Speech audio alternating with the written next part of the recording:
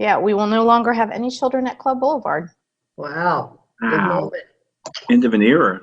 Yeah, it is. 1 minute to air. You've had kids at Club Boulevard for what, 12 years or something? Yeah, almost like a decade. Yeah, basically. Mhm. Mm-hmm.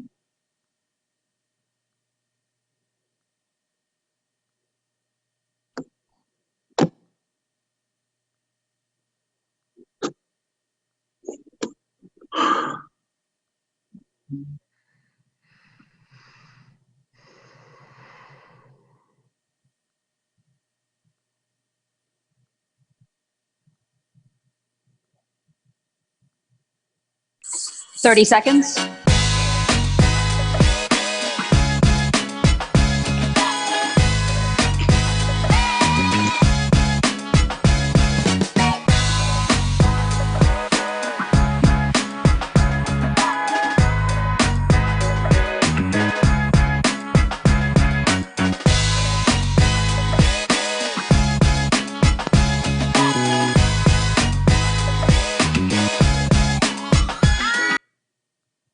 Now.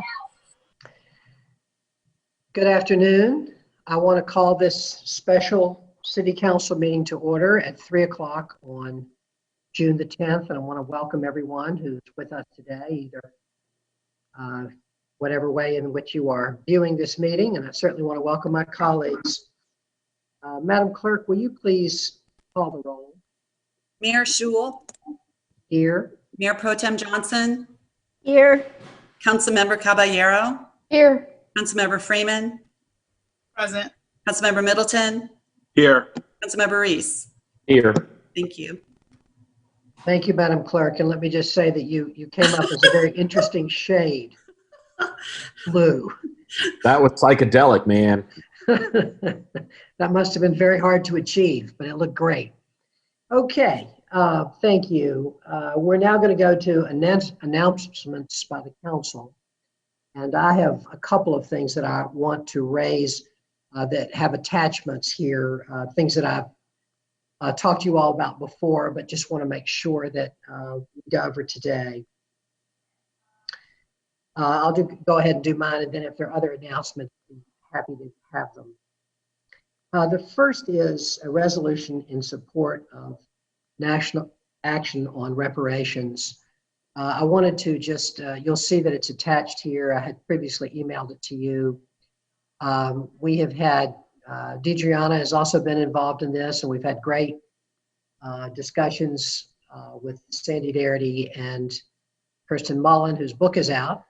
As you all will remember, I discussed this in my State of the City.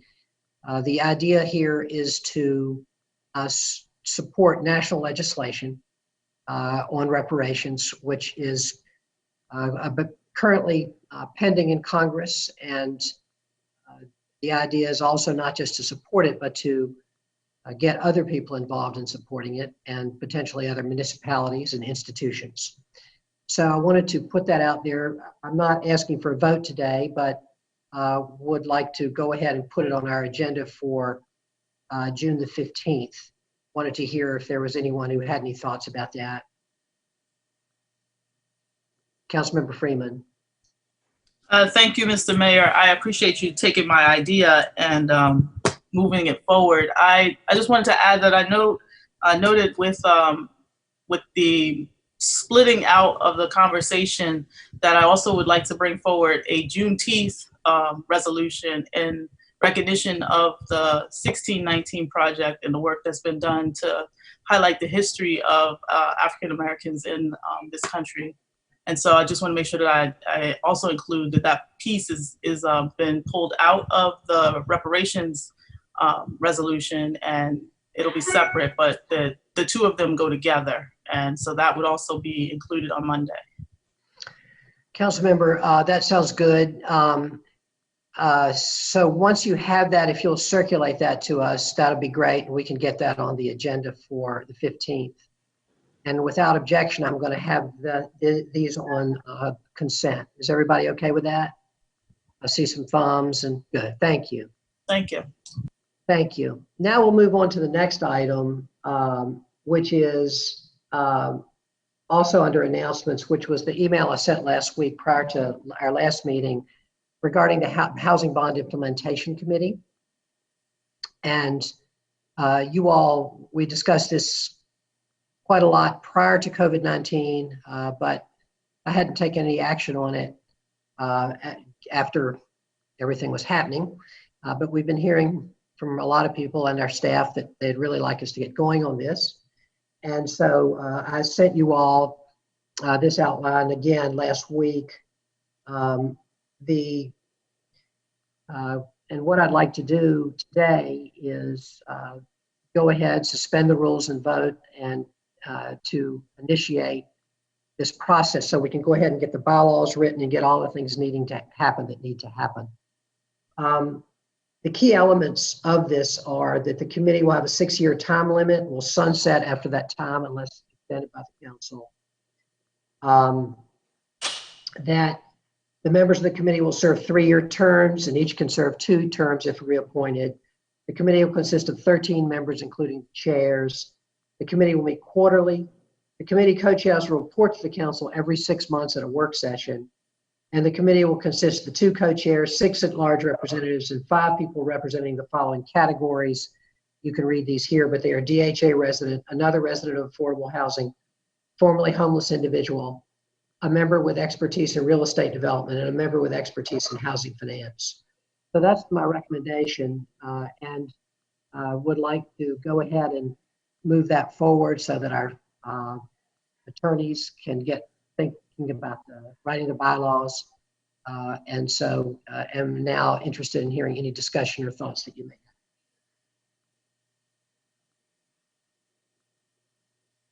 Council Member Freeman and then Mayor Pro Tem.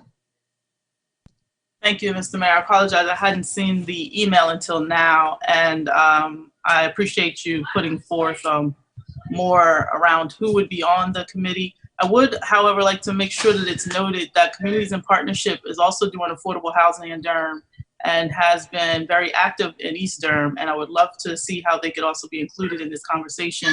I know that Aliyah Rahman has been leading on that front, and I don't think she's been included in your conversations around the bond. So I just want to make sure that I do raise that up. I appreciate that. And if you would connect us, that would be great. I'd appreciate it. Yeah, Mayor Pro Tem. Thank you, Mr. Mayor. Just wanted to weigh in briefly about the representation. Given that DHA properties are a significant chunk of the spending that we're going to do on the bond in the next from the bond in the next few years, I thought it might be helpful to have more than one DHA representative on the board. I don't know if the number of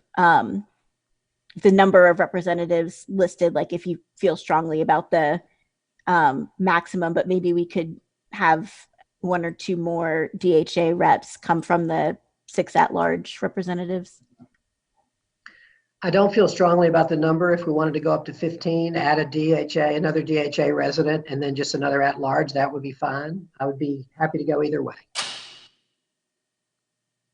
I'll propose that we have 3 DHA residents and 4 at-large. 3 DHA. So I'll tell you that my concern about that is that we have a whole lot of people that are very interested in participating from lots of different constituencies. Mm-hmm. So, you know, I mean, Deidreana just mentioned somebody. We have Durham Can has been, you know, been dying to know when the applications come in. The Durham Committee has been the same. So I think if we limit ourselves to 4 at large, we're not going to be happy. I think we're not going to be, you know, getting the representation, the wide representation that we want. Okay, well, I'll modify that to 6 at-large and 3 DHA representatives with a total, so increasing the total size of the board to 15 members. I'm all right with that. And when you say representatives, you mean residents? I mean residents, yeah. Okay. Other thoughts? I appreciate the Mayor Pro Tem's effort to try and make sure that this board is, the committee is a representative of DHA residents. Thank you. Any other thoughts? Okay, then I'm going to ask for a motion that we suspend the rules and vote on this. I'll move we suspend the rules and vote. Been moved by the Mayor Pro Tem and seconded by Councilmember Caballero that we suspend the rules and vote on this item. Madam Clerk, will you please call the roll? Mayor Schul, Aye. Mayor Pro Tem Johnson, Aye. Councilmember Caballero, Aye. Councilmember Freeman, Aye. Councilmember Middleton, I vote aye. and Councilmember Reese. Aye. Thank you. The ayes have it. The motion passes unanimously. Now, the item is the same as you will see there in the attachment, except that the motion is to make it a 15-member group with 3 DHA representatives instead of 1. So moved. Is there a second? Second. Been moved by Mayor Pro Tem and seconded by Councilmember Middleton that we approve this item as I have described it. Madam Clerk, will you please call the roll? Mayor Schul, Aye. Mayor Pro Tem Johnson, Aye. Councilmember Caballero, Aye. Councilmember Freeman, Aye. Councilmember Middleton, I vote aye. Councilmember Reese. Aye. Thank you. Thank you, Madam Clerk. The ayes have it. The motion passes unanimously. And Madam Attorney, you and I can talk soon about the bylaws and how y'all want to move that ahead. Sounds good, Mr. Mayor. Thank you. I do have one more item, which is the appointment of our Go Triangle representative, the joint city-county Go Triangle representative. As you all know, I have been planning to appoint Stephanie Williams to the seat formerly held by Ellen Reckow.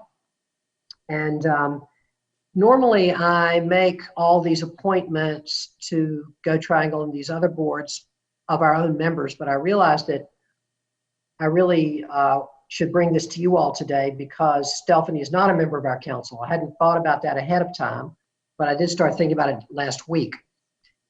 Ellen has resigned from the Go Triangle board effective July 1st. And rather than just simply appointing Stephanie, just to make sure that we've crossed all the T's and dotted the I's, I wanted to bring her a recommendation for her appointment to you all. As you know, I'm the city appointment, Wendy is the county appointment, and we have one joint appointment. So I'm going to recommend that to you. And I'm going to also ask first if there's any discussion, and then we'll, with your permission, we will suspend the rules and vote. Any discussion? All right. Mr. Mayor, Councilmember Middleton. as I just want to, for the record, say I think Dr. Williams is an excellent choice. I've had the opportunity to interface with her a number of times since she's been at Duke. I think I would be remiss because folk in the community are still talking about just the historical, I was going to say drama, but the historical event we went through regarding transportation relative to Duke with the light rail. And I know that some people are still thinking about that. And I just want to, I think we should assure the public that Stephanie is conversant on how important transportation is to us as a community, as a county, as a city, that she's sensitive to all constituencies that we represent, that this isn't just us merely kind of just giving Duke more sway or more influence over our affairs as a county or city, but this is an actual conscientious person who's sensitive, who knows the history, but is forward-looking and understands how important our transportation nexus is to us, and will act in our best interests as well. So I thought it was just important because people are still talking to me about Duke and transportation. You put those two things together, and for some folk, there's a very visceral response. So I think she's an excellent choice. And I just wanted to say that on record. Thank you, Mr. Mayor. Thank you, Council Member. Any other comments? Councilmember Freeman.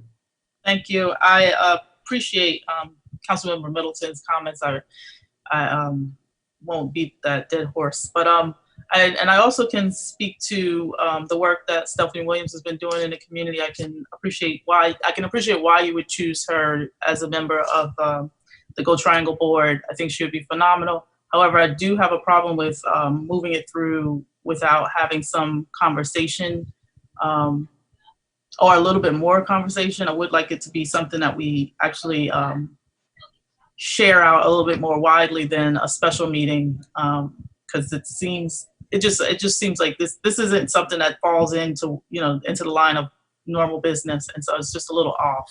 I just want to make sure that I've given it the right time. So I wouldn't be able to support it today, but I understand if everyone else does. Thank you. Thank you, council member. Any more comments?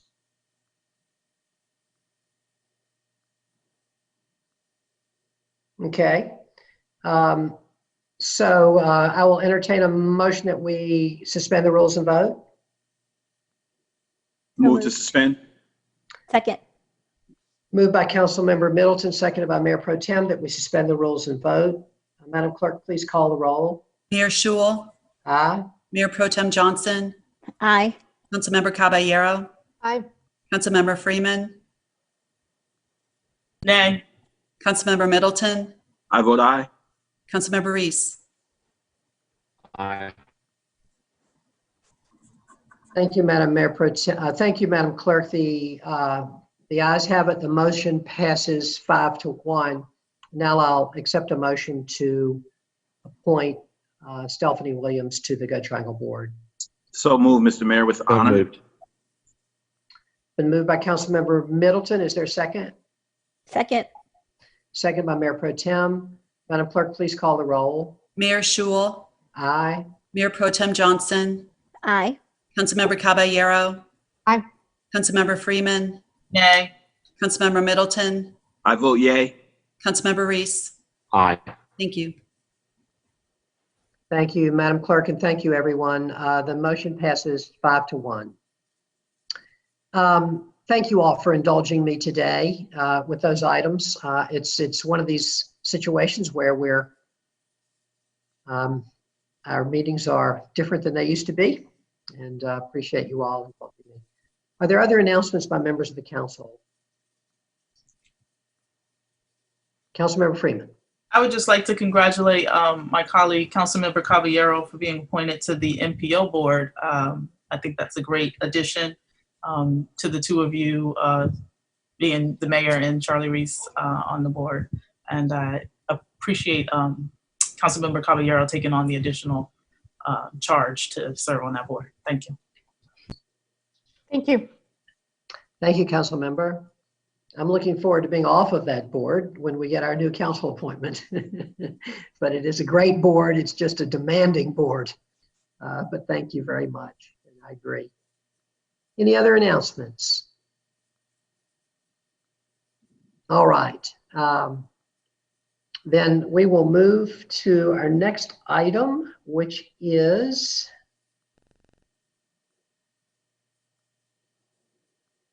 priority items by the city manager. Thank you, Mr. Mayor. Good afternoon, everyone. No priority items from the city manager's office. Thank you. Thank you, Mr. Manager. Madam Attorney. Good afternoon, Mr. Mayor, Madam Mayor Pro Tem, members of the City Council. The City Attorney's Office has one priority item today. That is a closed session to discuss litigation. The closed session exception is NC General Statute 143-318.11A3 for attorney-client consultation. And this relates to an eminent domain case that Senior Assistant City Attorney Fred Lamar is currently handling, and he needs guidance from the council. Thank you, Madam Attorney. You all have heard the priority item by the city attorney. Can I have a motion to approve that item? Move approval. Second. Second. Been moved by Madam Mayor Pro Tem, seconded by Councilmember Freeman. Madam Clerk, will you please call the roll? Mayor Schul, Aye. Mayor Pro Tem Johnson, Aye. Councilmember Caballero, Aye. Councilmember Freeman, Aye. Councilmember Middleton, I vote aye. Councilmember Reese. Aye. Thank you. Thank you, Madam Clerk, and thank you, Madam Attorney. The ayes have it. The motion passes unanimously, and we will take that item up at the end of our meeting. Thank you. Madam Clerk, any priority items? Good afternoon, Mayor and City Council. The City Clerk's office has no items. Thank you very much. We'll now move to our general business agenda. Item 25, request to initiate a neighborhood protection overlay for Forest Hills, and we'll hear from staff.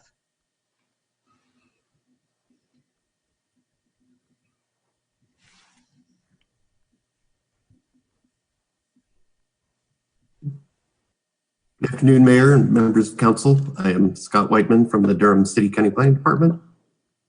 This item is related to a petition submitted by the Forest Hills neighborhood to initiate a neighborhood protection overlay. The petition was submitted in 2018, and the Joint City County Planning Committee voted to prioritize the application per the 2007 NPO guidelines, as it was the only petition the Planning Department received. The department indicated at that time that due to staff resources needed to work on a new comprehensive plan, the NPO could not be included in the FY19 department work program, and the JCC-PC agreed. The department did request $50,000 in the FY20 budget cycle to hire a third-party consultant to develop the NPO, but those funds were not included in the final adopted budget. The JCC-PC voted to reprioritize the application at the neighborhood's request to prevent it from being administratively withdrawn in December, and that would keep it active for another 18 months.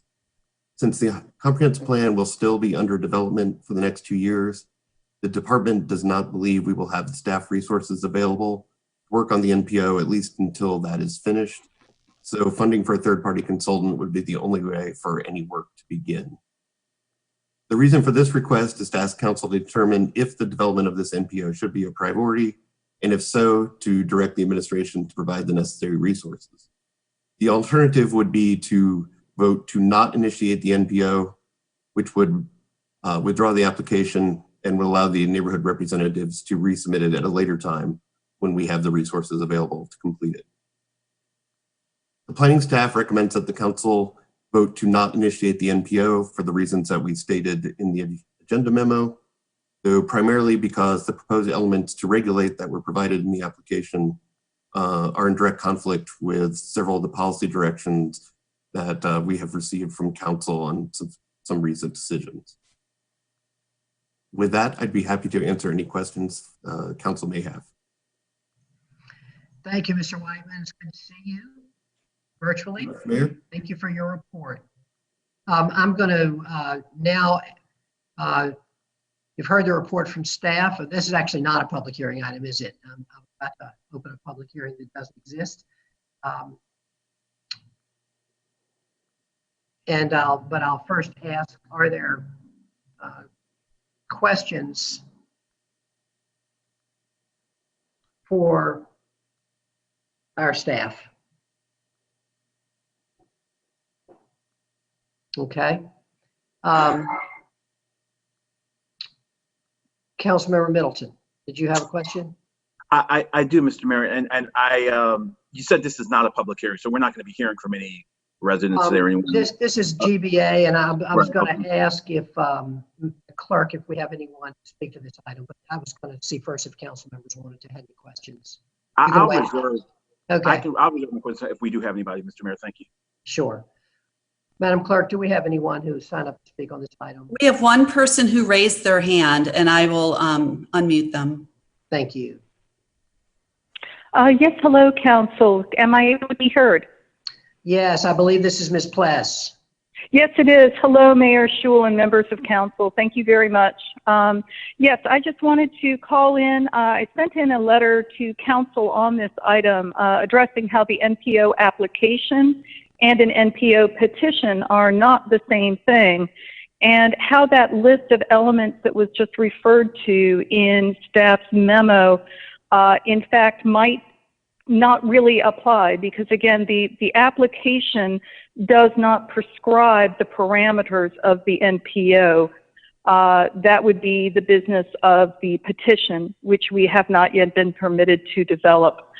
So I feel that part of that report is a little bit of a cart before a horse in terms of how it's being looked at, and I really just wanted to mention that to council for your consideration.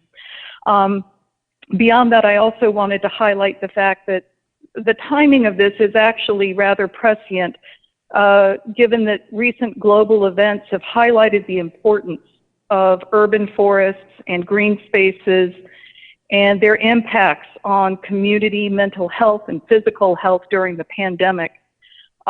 Forest and stream stewardship are taken very seriously in Forest Hills, and our trees and streams are presently under multiple threats from numerous sources. We have a particular text amendment, privately initiated text amendment that's moving forward that includes, frankly, dangerous amounts of tree and green space reduction. We also have texts that are moving forward that involve removing trees from local historic districts. We also happen to be the home of the most polluted stream in Durham County. And any tree that is lost anywhere near us impacts us and the community at large in many different ways. We have a very complicated and delicate ecosystem here that we work very hard for the sake of the community to maintain. So we would ask for your help and support in allowing us to move forward with this NPO at this time. I know that you have received more than 180 written requests from neighborhood residents in the form of the official petition. And I would ask, please, that you honor each one of those requests and the fact that this is the most robustly supported NPO petition in Durham's history. Thank you very much for all of your work during this time. Thank you. Thank you, Ms. Pless, and thank you for being such a consistent and eloquent advocate during this whole process. All right, Madam Clerk, I believe that's the only speaker to the item. Mayor Schul, that is the only one who has raised their hand. Thank you. Let me ask now if there's anyone else on this call, anyone listening to this meeting who would like to be heard. If you could raise your hand, the clerk will make you heard. And until I hear that, I'm going to go ahead and call on council members, and I'll start with Councilmember Middleton for any questions or comments that you may have. Thank you, Mr. Mayor, and I'm going to thank the staff for the work they've done on this issue. I want to thank the caller as well. Colleagues, we've been dealing with this issue for a little while now, and it's come before us, and I sit on the JCCPC along with the Mayor Pro Tem and Charlie, Councilor Reese. For me, there's just a fundamental fairness issue attached to this matter for me, and I'm not even going to get into the substantive arguments about the merits of green space and the forest area, the actual petition itself. I mean, that will go through the process and be properly adjudicated if the petition goes forward. I wanted to talk about the fairness of the timing of when this first came before us. And I appreciate the staff's emphasis on having resources and bandwidth to deal with the petition. But when this first came before me on JCCPC, the argument was not, the primary argument wasn't staff bandwidth. It was, we were anticipating some changes coming up in the UDO. We had E8C coming up. We knew that we were going to be looking at the way we deal with land issues in Durham. And in anticipation of that, we were going to put the kibosh, or it was at least being considered to put the kibosh on this particular NPL application because we were anticipating new rules. Although the residents had submitted their application according to the deadline and standards that were in force now. And I was concerned about some ex post facto type of action being taken against the residents who played by the rules that we had in place at that time. And I thought there was a fairness issue to penalize them because we were anticipating a new landscape coming down the road, which we had not codified yet. So for that reason, I lean heavily towards prioritizing the application. I heard that we didn't put money in the budget for the staff, and if staff feels that's the only way to. Good afternoon, City Clerk's office. Diana speaking.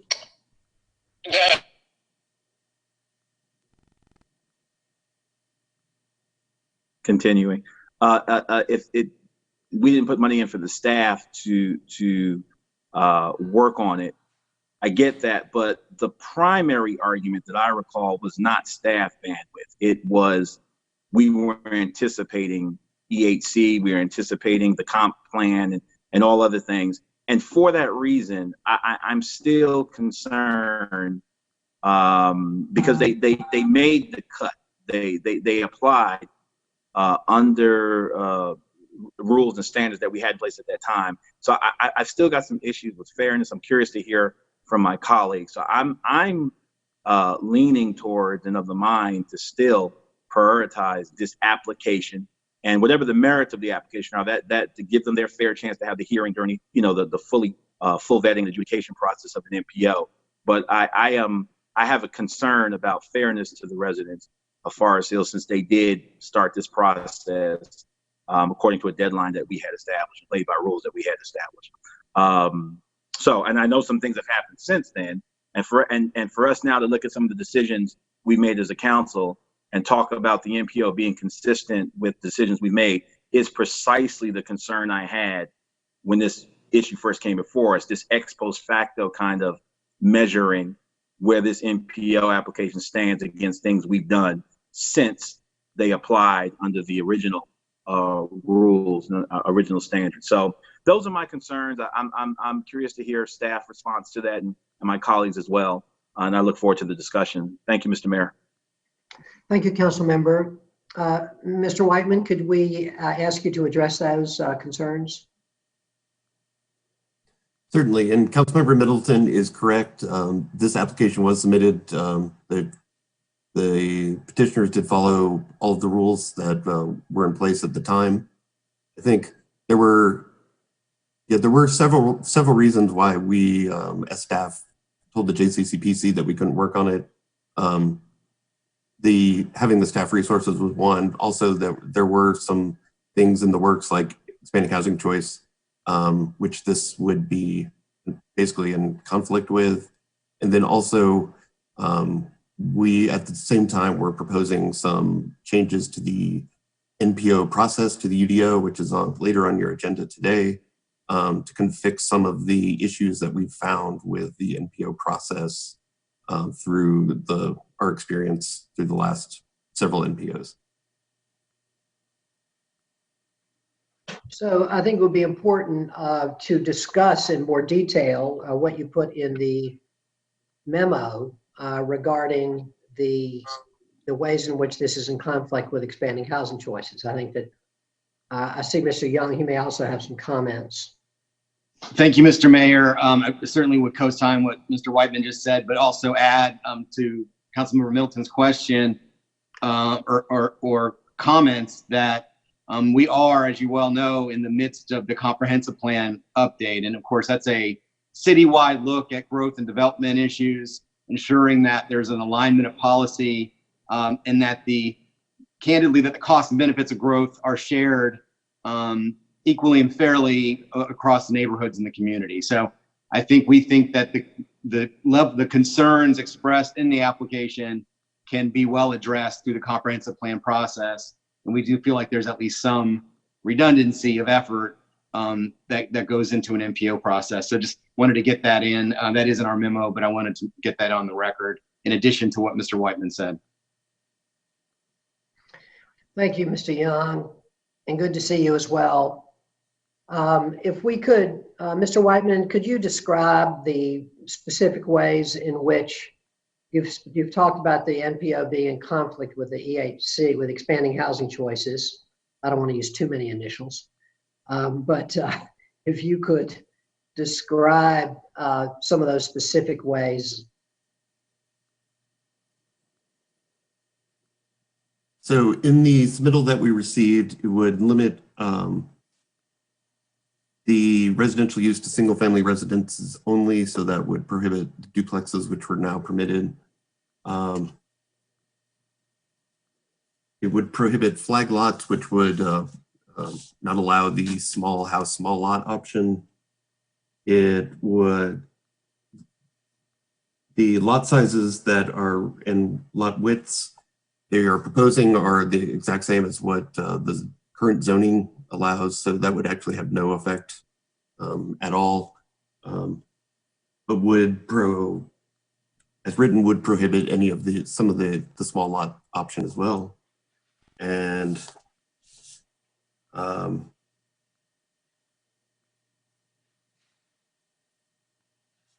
those are the provisions that would. There are some other provisions that wouldn't relate to expanding housing choice, but those are the ones that would be affected if it were adopted as submitted. Thank you very much. Colleagues, other comments and questions? Councilmember Freeman. Thank you. I would just ask on an evaluation side for this neighborhood, exactly how many lots are vacant that we're talking about?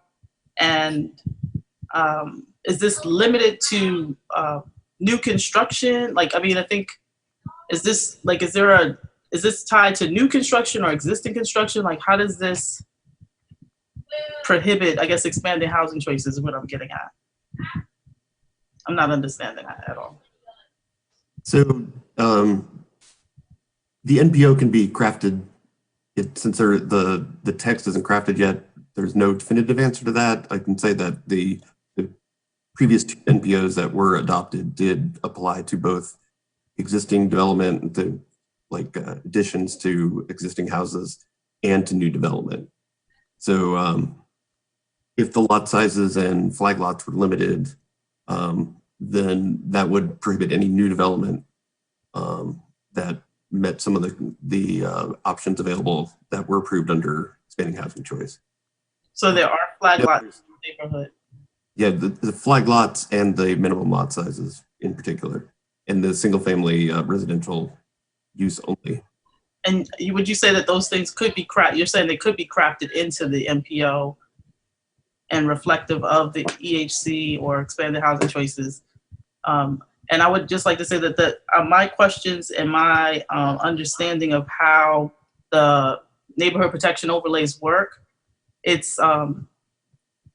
is putting the cart before the horse and saying that it doesn't allow for EHC, for expanded housing choices. And if the community already understands that this is not about preventing duplexes in their neighborhoods, then this is more about making sure that, as Ms. Pless mentioned, that the trees that are there are protected and there is a green space, and that the streams are protected. And I think that those are valid points. And I really appreciate the JCCPC in trying to reprioritize this and bring it back. And so I'm looking forward to supporting moving this forward. Thank you. Thank you, Council Member. Councilmember Middleton. Thank you, Mr. Mayor, and thank you, colleagues. I just want to, again, just reiterate for the record, there's no doubt in my mind, everything the staff is going to say substantively, point by point, how this MPO may conflict with EAC, whatever, is going to be right. I know that. I just want to affirm that's my issue is purely one of fairness and purely one of timing. I think if we had issued a moratorium on taking applications because we knew we were going to be, we knew we were doing a comp plan, we knew we were doing EHC, maybe there'd be some more comfort, but we still let folk turn in an application under those rules. And bandwidth is one argument, but if we're holding up an application because we anticipated something coming down the road, but we still, did not cut off the allowability of turning in applications, that just from a fairness point of view, that's what I'm struggling with. I'm not even going to go into the merits line by line, the substance of the application, or I'm bracketing that out for my consideration today. I'm just talking purely from a fairness point of view to the residents of Forest Hills. So that's where I am. But no doubt the staff's going to be right on everything they say. relative EHC relative to the MPO line by line. This is about fairness and timing for me. So thank you, Mr. Mayor. Thank you, Council Member. We're going to, Ms. Pless would also like to make another comment, and I'm going to ask the clerk if she can let Ms. Pless into the room. Ms. Pless, welcome again.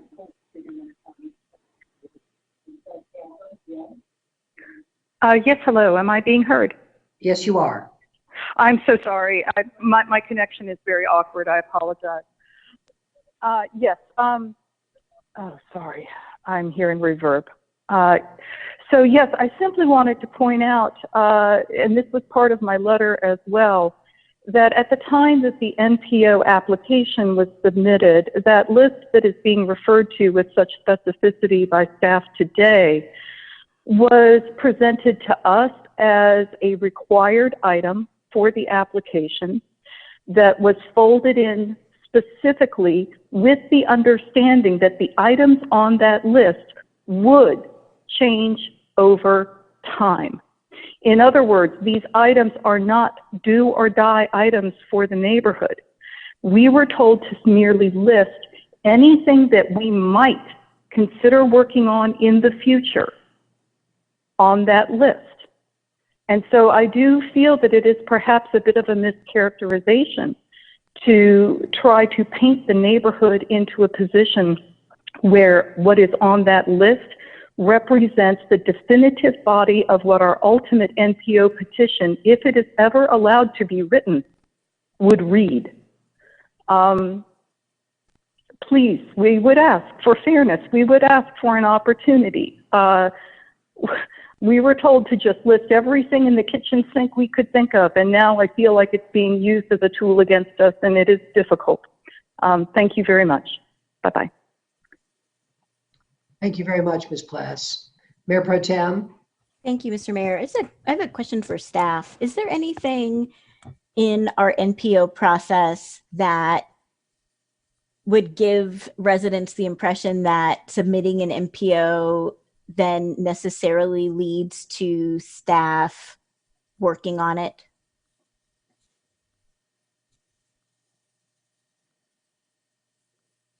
So there's nothing that says that we will or that we won't. I think there's definitely, the way the process is set up now, it certainly gives that impression, which is one of the reasons why we wanted to make the changes that you'll be considering later. It certainly is a huge resource issue for us. We never know when we're going to get one. And it, the Old West Durham NPO took about 1,600 staff hours to complete. And so, so we're looking for, it's a resource issue. So we're looking for guidance from City Council to determine how to best reallocate or to allocate our resources to either work on this NPO or continue doing what we're doing. Thank you. I'm trying to parse the fairness question a little bit, which is that in my understanding, people submit NPOs and then the council decides whether staff will work on the NPO. And they do that knowing that there's no guarantee that the NPO will go forward. Is that an accurate assessment? That is accurate, yes. We do not start working on it until it's put into our approved work program, which is a separate action. Thank you. I am going to vote against this item. I don't believe that an NPO in Forest Hills meets our current policy direction on in this area, which is to increase density and to increase affordability in the urban tier. And Forest Hills is part of the urban tier. I don't think it wise to ask staff to do work on an item that is expressly in opposition to all the other work that we're asking them to do with regard to housing. And if this item were to come to us, I don't, again, I wouldn't support it. So I don't support moving it forward, and I'm going to vote against adding it to the work plan. Thank you. Thank you, Madam Mayor Pro Tem. Councilmember Caballero. Yeah, just a clarifying question that I have for staff. Hi, Scott. Just real quick, basically what I'm also hearing is if we voted to approve, the only way that staff sees doing that work would be to outsource it based on your current work plan that has already been adopted.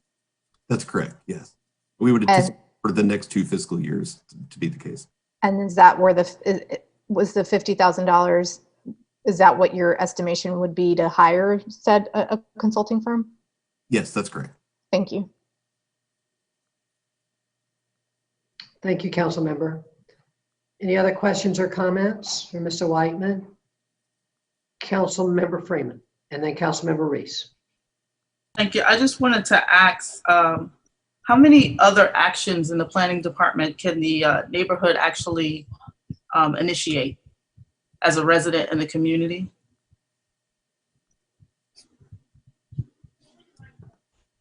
The only 2 that we really have are the NPO and the local historic district process. And can you say that the limitation on that, is that by city? Is it by state? Is it by federal statute? Some of it is local decision. Some of it, as referenced in the memo, the state has made it harder and harder for non-property owners to apply for zoning changes that do not apply to their own property.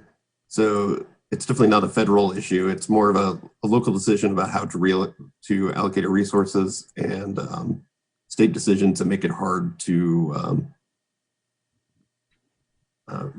ask for zoning changes on someone else's property.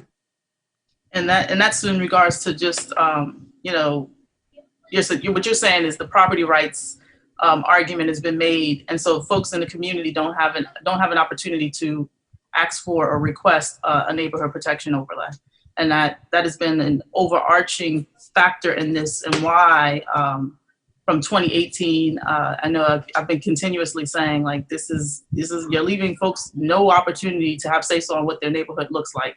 And I hear what Mayor Pro Tem is saying about not agreeing, but it's also putting the cart before the horse, because no plans have been made about what that MPO would look like.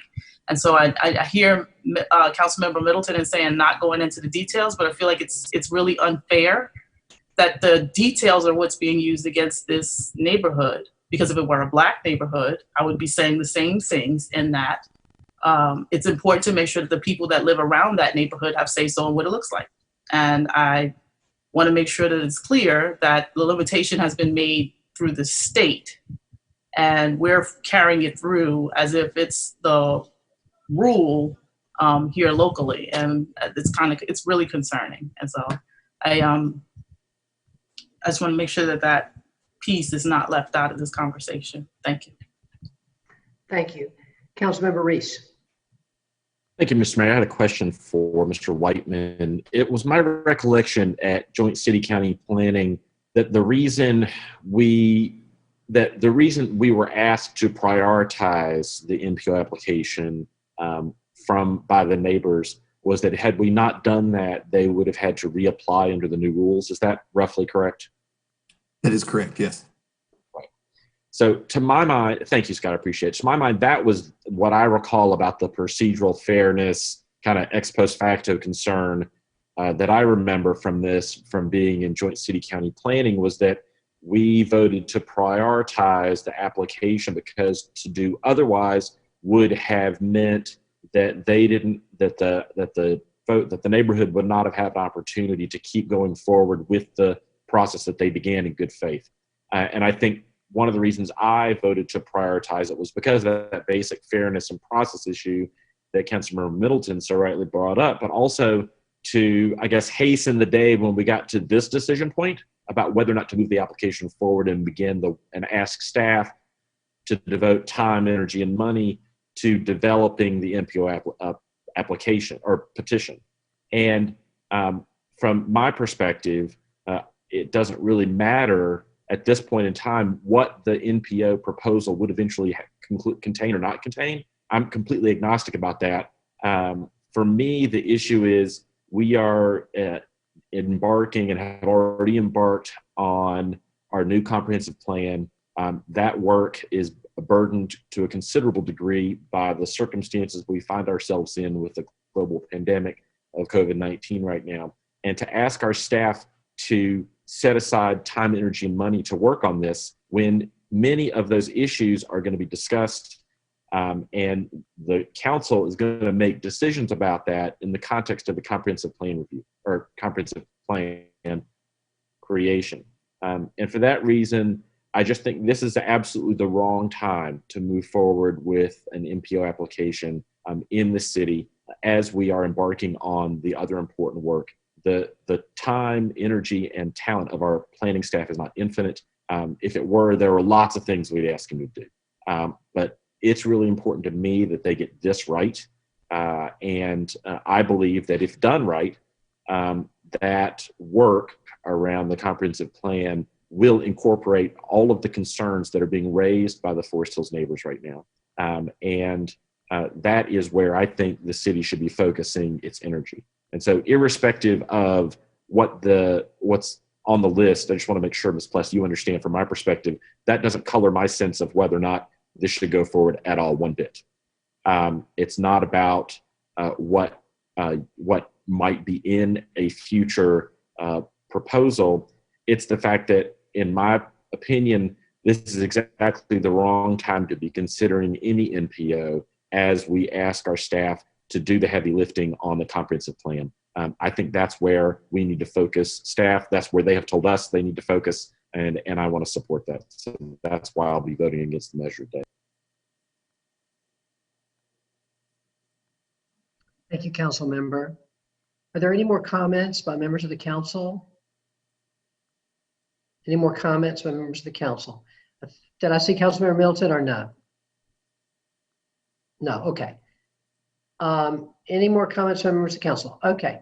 I'll just quickly comment. I'm appreciative of the advocacy by Ms. Pless and others in Forest Hills, and agree that it's a wonderful, it's a beautiful neighborhood, as so many of our neighborhoods are.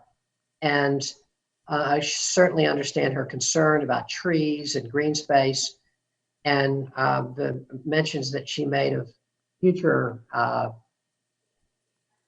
text amendments and so forth that we will be asked to consider. And I just want to say, I hear you about protecting the trees and the green space, and that has absolutely got to be a priority.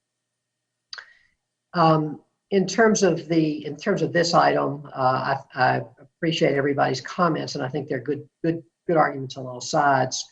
I do think that I'm convinced by Councilmember Reese's comments and by the Mayor Pro Tem. I think that they, for me, carry the greater weight, but I appreciate everybody's thoughts.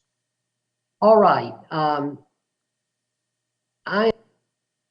I'm sorry, I'm now going to ask that we've been asked to, the action that we are scheduled to take here is to adopt a resolution regarding a request to initiate a neighborhood protection overlay for Forest Hills. The resolution that the staff has recommended to us is a resolution that would deny the initiation of the NPO process. So I will accept a motion on that resolution.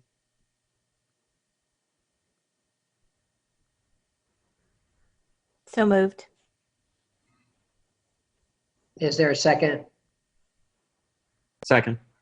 It's been moved by Madam Mayor Pro Tem, seconded by Councilmember Reese, that we pass the resolution recommended by staff to deny the initiation of the NPO for Forest Hills. Mr. Madam Mayor, Clerk. I'm confused. can I jump in real quick? I know in the past we've gotten advice from our attorney not to phrase motions in the negative. So I'm wondering if we could Get a little clarification? Yeah. Madam Attorney?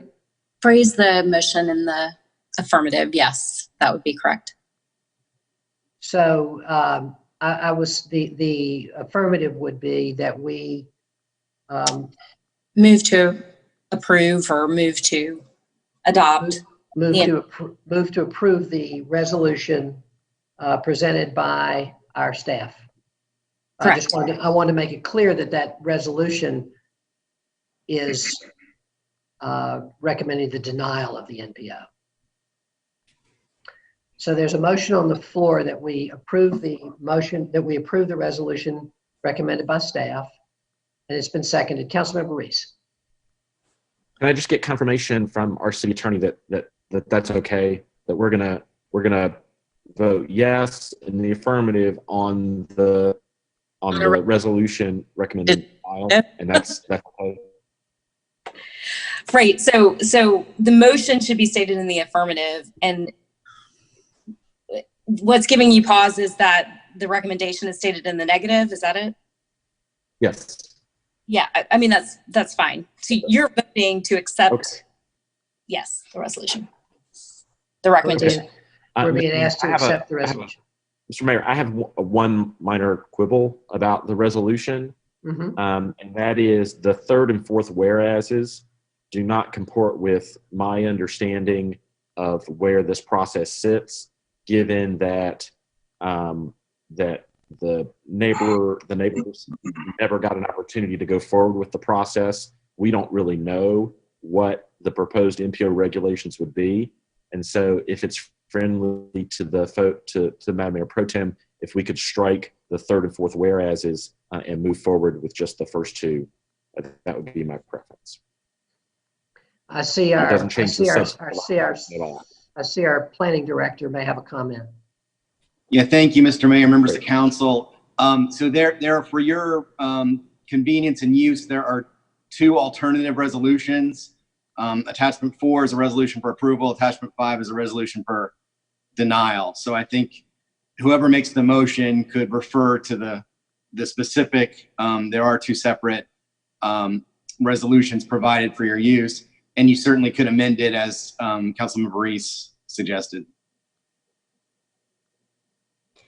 I think we should redo the motion. Does that work? I'm happy to hear your suggestion. I move that we deny the request, or I guess that's in the negative, right? I move that we accept the staff's recommendation to deny the request. How's that? I think that would be acceptable. Mr. Young, you don't need this particular resolution, do you? I don't, and obviously Attorney Rayberg can weigh in, but I think adopting a resolution for denial, which is attachment 5 in your agenda package, would meet the intent of what the Mayor Pro Tem just said. However, I'm hearing Councilmember Reese wants to get rid of a couple of whereases in that resolution. And I believe that's why the Mayor Pro Tem suggested let's skip the resolutions and just go to we vote to accept the recommendation of staff. I see. Yeah, there's no legal reason that resolution is critical. There's a motion on the floor that by the Mayor Pro Tem that we accept the recommendation of staff to deny the NPO for Forest Hills. Is there a second? Second. Thank you. Is there any more discussion? Discussion? Councilmember Middleton. Thank you, Mr. Mayor. I want to thank Councilor Reese and Mayor Pro Tem Johnson. I find their arguments incredibly compelling, and I agree with them. However, I'm going to be, I guess, voting against it because the threshold for my concern about fairness still has not been passed. I don't know what's going to be in this NPO. This is the same neighborhood, by the way, that I voted against trying to get into the suburban tier. So I'm mindful of our need for density. I'm mindful for our need to treat all neighborhoods the same. And because I'm mindful that we need to treat all neighborhoods the same, I'm still concerned about the timing of the application process. So why I think Councilor Reese and Mayor Pro Tem Johnson are right. 100%. I still have a concern about fairness. So I regrettably will be parting company with my colleagues on this vote. But I think, strange enough, the vote is going the right way. So thank you, Mr. Mayor. Thank you, Council Member. Are there any other comments? If not, Councilmember Freeman. Just a note that it might have just been easier to vote a nay on the affirmative resolution, and that would have been a lot simpler. That may be true, but this is the motion that we have. And so I'm going to go with it. There is a motion on the floor that we accept the recommendation of staff to deny the request to initiate the Forest Hills NPO. It's been made and seconded. Madam Clerk, will you please call the roll? Mayor Schewel, Aye. Mayor Pro Tem Johnson, Aye. Councilmember Caballero, Aye. Councilmember Freeman, Aye. Councilmember Middleton, Middleton votes nay. Councilmember Reese. Aye. Thank you. Thank you, Madam Clerk. The motion passes 4-2. Thank you, colleagues. And thank you, Ms. Pless and others in Forest Hills. I know that this is going to be an ongoing process through the comprehensive plan, and we look forward to your participation. Mr. Mayor, I have a question. Mm-hmm. So in the previous vote, we had to suspend the rules, but for this one we didn't. Is that because it's specifically on GBA? Yes, I just want to make sure that that's clear because it looks kind of awkward. thank you. All right, we're now moving to item 23, Annexation Falls Village North Conservation. And this is a GBA public hearing item. And now we'll be hearing from staff. Good afternoon. I'm Lisa Struthers with the Planning Department. I would like to state for the record that all Planning Department hearing items have been advertised and noticed in accordance with the state and local law, and affidavits of notice are on file in the Planning Department. A request for utility extension, voluntary annexation, and initial zoning map change have been received from Robert Shunk of McAdams for a 209.19 acre parcel located at 739 Baptist Road and 117 Santee Road. This annexation petition is for an expansion of an existing satellite to the corporate limits. The expansion would be away from the current city limits and into the rural tier and critical watershed protection overlay. The site is presently zoned residential rural, Falls Jordan Watershed Protection Overlay District B in the suburban tier, and residential rural, Falls Jordan Watershed Protection Overlay District A in the rural tier. Staff recommends an exact translation of the zoning designation. Based on an administrative site plan currently under review for a conservation subdivision, the development is anticipated to include 341 single-family lots. It should be noted that separate from this request, applications for rezoning and an amendment to the future land use map have been submitted and are currently under review for a higher density with age restriction. A TIA is required for the conservation subdivision site plan currently in review, but if the future rezoning is approved, the project would not be subject to the TIA identified in the improvements. Giving you that information as context, so this is just for the annexation petition. The city county operational departments such as solid waste, fire, police, and EMS have reviewed this request. Solid waste and the police department identified potential service delivery costs and impacts without adding resources, but those resources will be requested in the future through the annual budget process when the timing and need for the additional resources has been better identified. The Public Works and Water Management Department performed the utility impact analysis for the utility extension agreement and determined that the existing City of Durham water and sanitary sewer mains have capacity to serve the project after the completion of the Southeast Regional Lift Station. The City of Durham Departments of Transportation and Public Works and City County Planning are conducting a conditions and cost assessment related to the NCDOT roadways located within East and Southeast Durham that are experiencing rapid transition from rural to suburban characteristics. This assessment will determine if the roadways meet current and potential future city standards. This assessment is underway and a final completion date is not yet identified. Regarding this request, Budget Management Services Department performed a fiscal impact analysis, which determined that the proposed annexation will become revenue positive immediately upon annexation. Should the council act favorably, approval of the annexation petition and the direct translation of the zoning would become effective on June 30th, 2020. Staff determines that these requests are consistent with the comprehensive plan and applicable policies and ordinances. 3 motions are required for this application. The first is to adopt an ordinance annexing the property and entering into a utility extension agreement. The second is for the consistency statement, and the third is to adopt the zoning ordinance. Thank you, and staff is available for any questions. Thank you, Ms. Struthers. Good to see you and appreciate the report. You have heard the report from staff colleagues. I'm now going to declare this public hearing open. I'm first going to ask if there are any questions for staff by members of the council. Councilmember Freeman. Thank you. I was just double checking. I noticed that this case had not gone before the planning commission, or there were no planning commission notes, and so there was no vote. And I was just trying to make sure that it was understood why it wasn't going before the planning commission. Sure, thank you for that question. This request is just for the annexation, and so it would not be heard by planning commission. A future rezoning would be heard by planning commission prior to being heard by city council, but for the annexation petition only, it does not go to planning commission. Thank you. Thank you. And I bring that up because what I'm noticing is a continuous evolution of how development is happening in Durham, and that this breakout of how these processes are happening is actually circumventing the planning commission, and it doesn't feel like it's wholly honest in its approach. So thank you. Just wanted to make sure that was clear for the rest of my colleagues. Mr. Mayor, may I comment on that briefly? Yes, you may, Mr. Young. Thank you, Mr. Mayor. Councilmember Freeman, to your question, certainly Ms. Struthers is correct.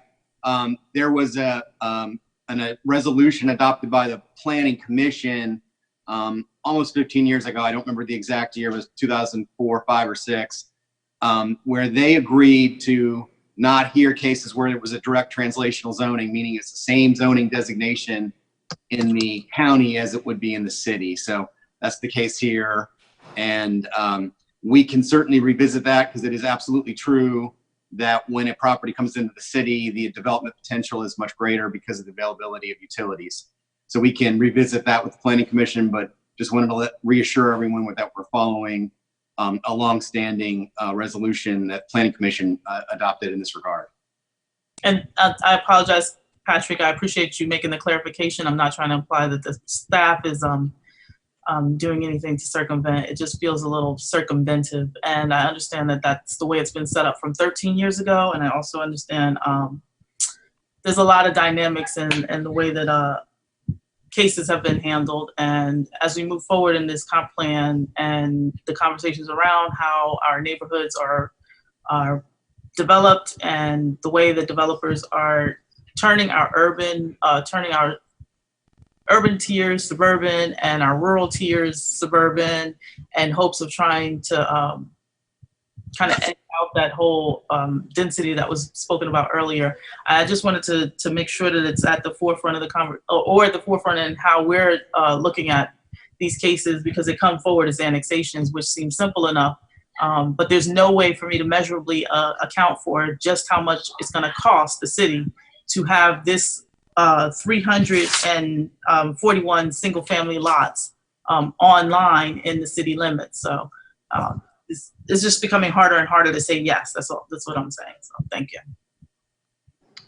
Thank you, Council Member. Any other questions for staff? If not, I'm going to ask our city clerk to please let me know who is present to speak on this item. Mayor Schul, we have 3 speakers. There is a Sam Rogers, Jacob Anderson, and a telephone caller. And I believe 2 at least are proponents, and I'm not sure about the telephone caller. And Barbara Green, oh, excuse me, Barbara Green just raised her hand. She would like to make comments. Okay. Let me just look here for a second. Robert Shunk is making a presentation. Yeah, I didn't hear Mr. Shunk's name mentioned. I knew he was involved in this.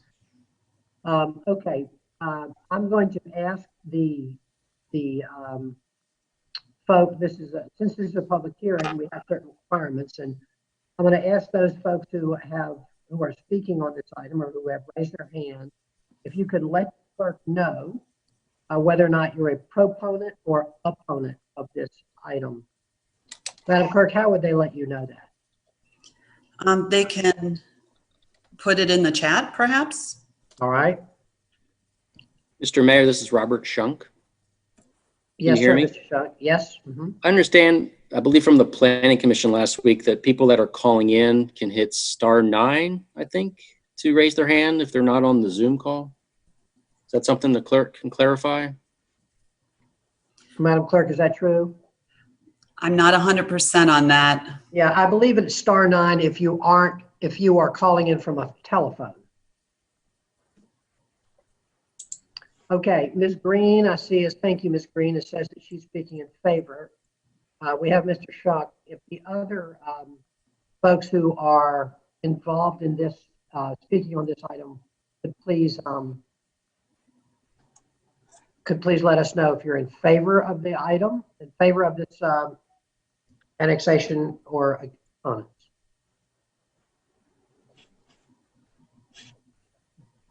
Okay, are you hearing from anyone, Madam Clerk? It looks as if everyone's a proponent. All right. Okay, here's what we're going to do. Mr. Schuck, we're going to give you 10 minutes to make 10 minutes of time. And then I will give each of the other speakers 2 minutes, and we will see how we go from there. So, Mr. Schuck, welcome. You have 10 minutes and you will be timed. Thank you, Mr. Mayor. Emily, thank you for your thorough report. Mr. Mayor, Mayor Pro Tem, all city members of City Council, good afternoon and good to see you all. Hope to see you all again in person again real soon. Mr. Mayor, also big thanks to you for your leadership in these unprecedented times most recently. There's a lot to get through here, so let's get started. Madam Clerk, could you please show the presentation? And hopefully my time will start once the presentation is shown. I'll see how I feel.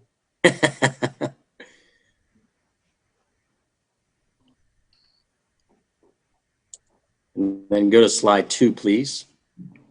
So good afternoon. So there's a lot to cover on this, follow up from what Emily had said. So things that we're going to cover is the project history, what we're voting on today with the conservation subdivision, also speak to a little bit to the future zoning we're proposing, the neighborhood engagement we've had, and why we feel why this is a community benefit. Next slide, please. So this afternoon's vote is strictly about the 209 acres of annexation, as you see on your screen there. It does propose 341 conservation subdivision lots.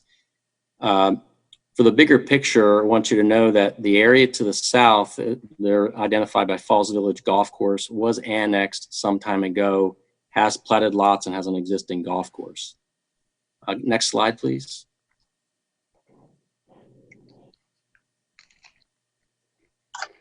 And also it should be noted that on that same screen there before she does switch, the blue line there designates the difference between the FJA and the FJB boundary. All of our proposed development is in the FJB boundary.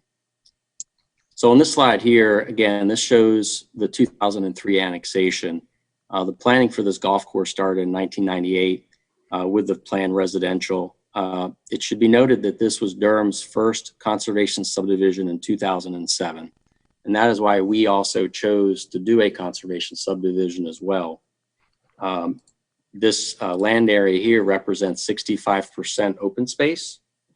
And I also want to note that from a policy standpoint, the City County Planning Department and the Durham Open Space and Trails Commission, DOST, encourages conservation subdivisions, in this area of the county. So while it might be viewed today as a circumvention, we looked at the policy and we also looked at the fact that there was an existing conservation subdivision, the very first one done in 2007. Back in February, March, we received an approved erosion control plan for the development you see here in yellow, and the CDs are pending, and we hope to start construction this summer on the area east of Baptist Road. Next slide, please. So again, this afternoon's vote is the area in the green. This is a conservation subdivision. Our goal is to ultimately do this as a 55 plus active adult community. As you heard from Emily, there will be a future zoning request that will likely come to City Council later in this year, perhaps early 2021, that will slightly increase the density to about 2.5 units an acre. Next slide, please. So in this slide here, it shows the 341 lots. On the western side of the site, you'll see some areas outlined in pink. Those are the areas where we'd like to increase the density at the time of the zoning. The buffers to the west and the north in the FJA boundary will remain preserved, and also the area along Baptist Road will remain preserved as well, limiting the impact to Baptist Road. So we're going from we would be going from 341 to about 310 lots, and you can see the mix of lot types there we have. At the end of this, our goal is still to have 77% of the site in pervious area, 53% in open space, which translates to 23% impervious. What is also important on the slide is to note that we're showing a 100-foot wide stream buffers. Typically, when you're under 23% impervious surface, you only need 50-foot stream buffers. So we view this as a compact development, preserving a wider stream buffers, and also all of the ponds, all of the storm ponds you see on that screen are constructed wetlands that provide further treatment for the stormwater. Next slide, please. This slide here represents, shows a lot of the walkability of the neighborhood. The blue are for sidewalks. The red shows the greenway trails. There's a street greenway trail along Baptist Road, extending up the greenway along the north of the site. A greenway easement will be dedicated along the power line easement going further north to one day connect to the Mountains to Sea trail that's around Falls Lake.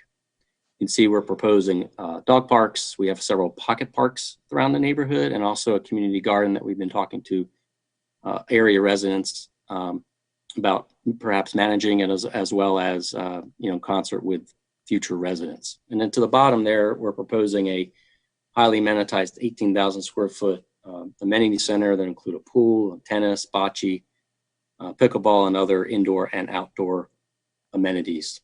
Next slide, please. This shows, the whole project, the whole neighborhood in context to one another. Again, to the bottom area has already been approved. We have lots that have been platted and right-of-way that's been platted, and construction is slated to start later this summer. There's about 10 miles of sidewalks, 5 miles of golf cart trails that can double as walking trails in off-peak times, and about a mile of greenway trails. This side shows the clubhouse, the existing golf clubhouse to the south near 98 that we hope to provide sewer there that they can start fully utilizing the restaurant that they haven't been able to fully use. See a couple other notes here. So from a traffic standpoint too, what is very important to point out is that the active adult community that we're proposing will generate 1/3 of the traffic of that of a traditional single-family neighborhood, and that's quite as important as we all know some of the impacts to Highway 98 that currently exist. We will be building turn lanes at the various intersections you see there circled in red, and are hoping to work with the DOT to provide a traffic light once the traffic is warranted.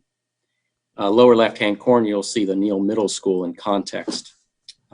Next slide, please. And at this time, Madam Clerk, if you could unmute Jacob Anderson, please, to continue the presentation.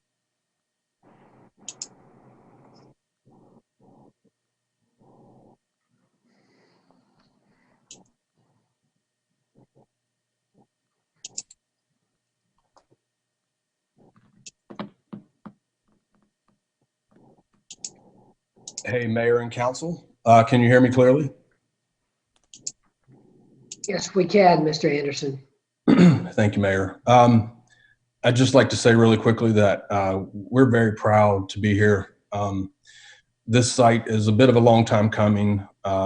If there's anyone with staff that can answer the questions, Falls Village Golf Course and the residential surrounding the golf course has been a bit of about a 20-year process Our team was brought in. My name is Jacob Anderson with Alliance Group. We were brought in about 2.5 years ago to try and figure out how to make this site, make it what it needed to be. And luckily we were able to pull off something we're pretty confident is going to be a very big success for Durham and this region. Speaking in context, obviously the site is at 98 and Baptist Road. We're about 10 to 12 minutes to downtown Durham. We're about 3 to 4 miles and 5 minutes to kind of the main retail in Briar Creek. About 20 minutes to RDU Airport and RTP.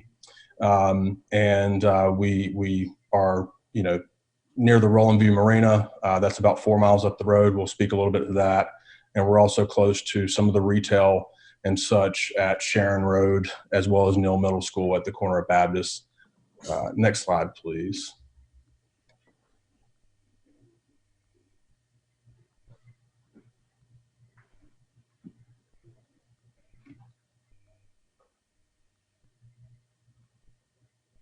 So as we were kind of thinking of the way to present it to you guys in a way that made you understand that we were thinking about you first as well, we put this map together.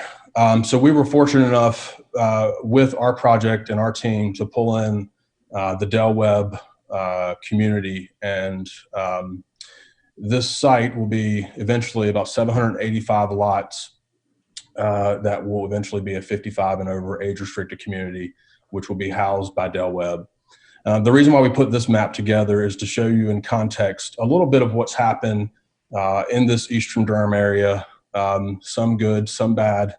We understand there's a lot of growth and pains with that, but we feel like Del Webb Arbors has created a bit of an interesting context in this area.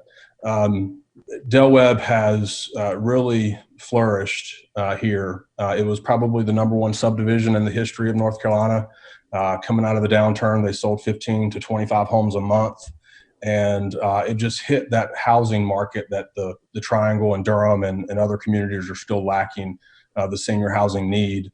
But what was remarkable about what Del Webb did here is it just spawned a bunch of traditional housing, townhomes, apartments. But I think one of the more important things is it just spurred a bunch of non-residential growth. If you go to Briar Creek today, I firmly believe that the majority of the northern part of Briar Creek was enhanced by the Del Webb Arbors. I think one of the discouraging things that we saw as we put this map together is that all of the non-residential growth, because of access, happened to be on the Wake County side of the line. And so what we're thinking and what we're seeing with what we're going to provide at Highway 98 is we feel like from Highway 98 at Baptist Road to Sharon Road to Miami Boulevard to downtown, we feel like this same non-residential growth that we're happening around Briar Creek will happen very quickly. Medical office, banks, apartments, traditional housing, market rate housing, every type of non-residential component from retail to et cetera for services that I think 98 Highway desperately needs. So if you can go to the next slide, please. So coming back to Highway 98. Mr. Anderson, excuse me a minute. How much longer do you have for your all's presentation? I think 1 minute and I'm done, sir. Okay, that'd be great. Thanks. So coming back to Highway 98 at Baptist Road, there is a food line there at Sharon. I think there's quite a bit of growth that needs to happen. I think this Falls Village project will give it that stability and that anchor that this corridor needs. It'll be a great addition to this eastern gateway into Durham. We're putting a lot of money into the golf course, quite a bit of improvements. Again, like Robert said, quite a bit of improvements to the clubhouse. And it's actually going to remain a public golf course. And we're partnering with them to do something special. If you can go to the last slide. One of the last things that we did here, guys, just really quickly. So the community will have some private amenities. They'll have a larger, all the amenities that these active adult communities have. but we're enhancing the clubhouse. We're adding 2 community gardens. One that we really feel confident should be more of a public provided garden that we're actually working with some private individuals who live on Baptist Road who want to manage that garden. We're trying to work through that now. So we've got the dog parks, the community gardens. We've actually reached out to Neal Middle School as well, which is a magnet school. And we're hoping to partner with them in some capacity that we think this community would work well with. Some of the last things before Mayor, I have to go. We've decided to make a contribution to the Affordable Housing Fund, and that at $100,000. We're supporting the Freedom Boat Club at the Rolling View Marina. Again, we've provided access to sewer and water, et cetera, to a community out here that really needs it. There's a lot of failing systems. And I think what we're doing is pretty significant upgrade for the surroundings. So we appreciate your time and hope to have your support. Thank you, Mr. Anderson. Madam Clerk, I think it would be, yeah, thanks. I was going to suggest you take down the presentation. Thank you so much. We have, I believe, 2 other people to speak on this item. Is that correct, Madam Clerk? Yes, Mr. Mayor. Ms. Green, and who is the second one? It's a telephone caller. Okay. We'll start with Ms. Green. Ms. Green, can you make yourself heard? Welcome.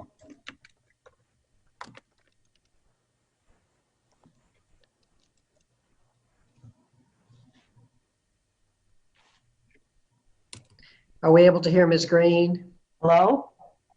Ms. Green, welcome. We're glad to have you, and you have 2 minutes. Can you do it in 2 minutes? Okay. Thank you for your time. I appreciate the opportunity to talk with you. I'm a small business owner in the Briar Creek area and was very involved in the active adult community, the launch of the Carolina Arbors neighborhood and other active adult communities in that general area. And I just wanted to share with you some of the things that we have seen that may go unnoticed because they're not obvious when driving through these, and how much I'm just so impressed with what the residents of the Carolina Arbors have given back to the Durham community through their volunteer work. We have a large group of very talented, skilled people easing their way into retirement and have a lot of energy to give back. Among some of these things is a recent $17,000 donation to the Food Shuttle.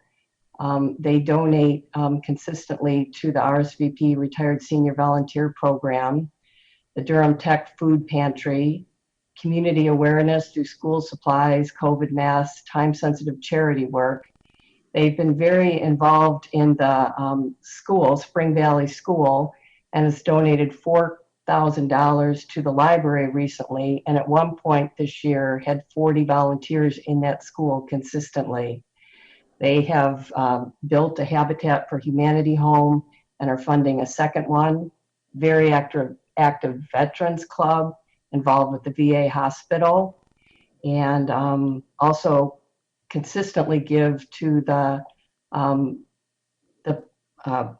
various programs within Durham associated with the police force, about $15,000 to $17,000 a year for various programs that they support.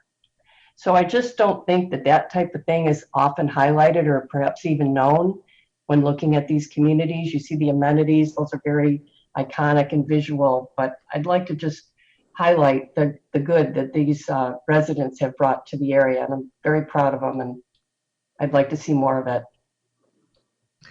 Thank you very much, Ms. Green. I appreciate that. Thank you for bringing that to us. And now I believe we have Mr. Rogers. Yes.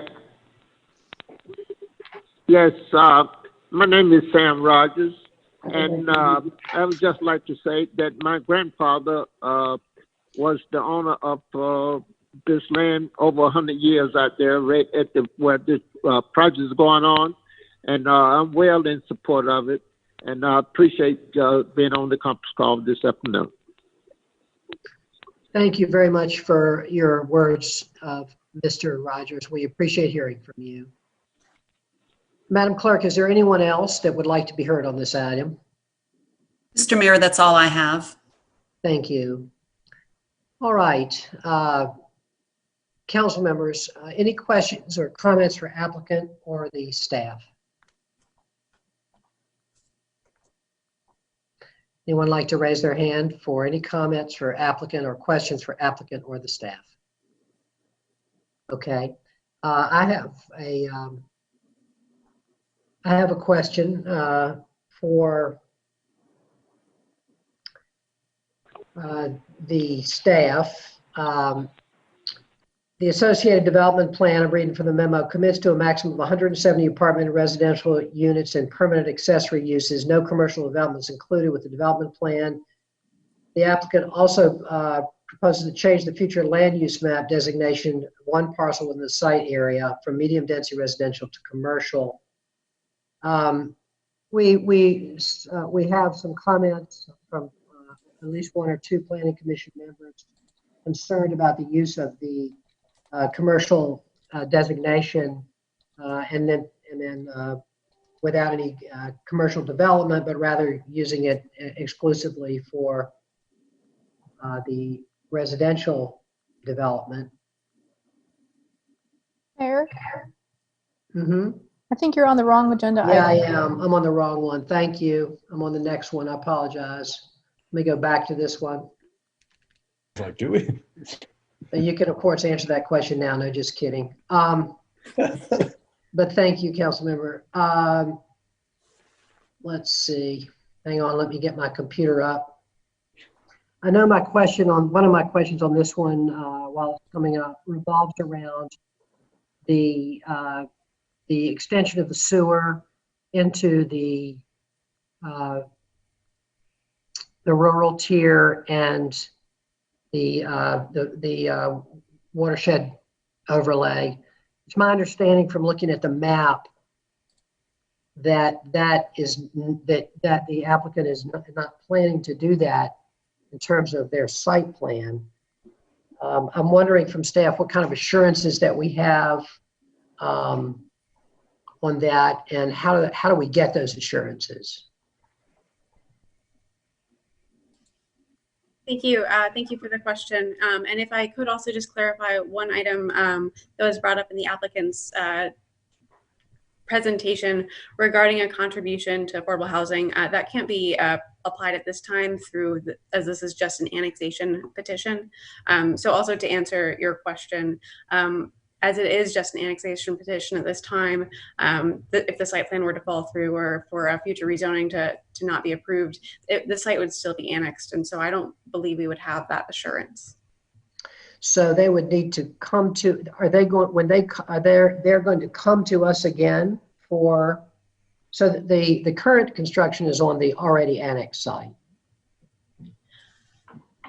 So let's see, we've got a site plan under review right now for the subject site. They need the annexation in order to get the utilities required to develop that site plan.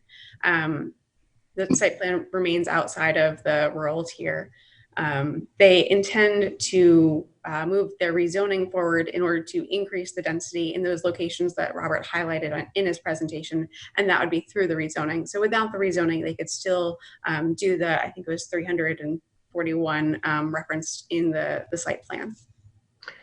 What assurances can we get, Ms. Struthers, short of them coming to us for a rezoning, where we do have some, we can get those assurances about the not extending the sewer into the rural tier and the water protection overlay? Is there any assurance we can get? I believe a use permit is required to extend that, and I can pull up the staff report to better speak on that.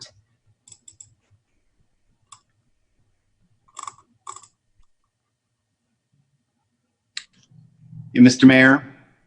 Mr. Young. This is Pat Young with the Planning Department. We would, there are both through the utility extension agreement that would be required, this developer, subsequent to the site plan approval, and in the UDO, there are prohibitions on them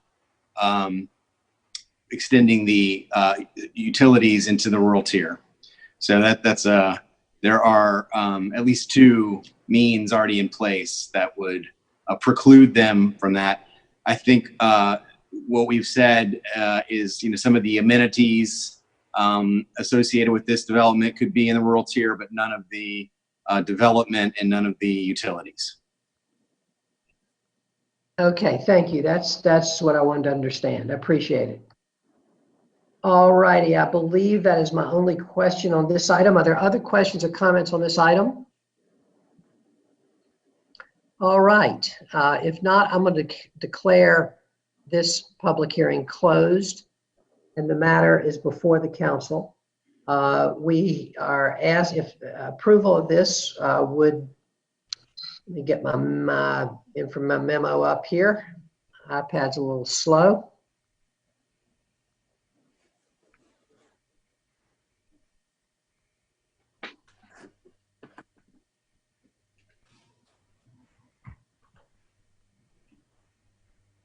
Hang in there. It'll happen in a minute. There we go.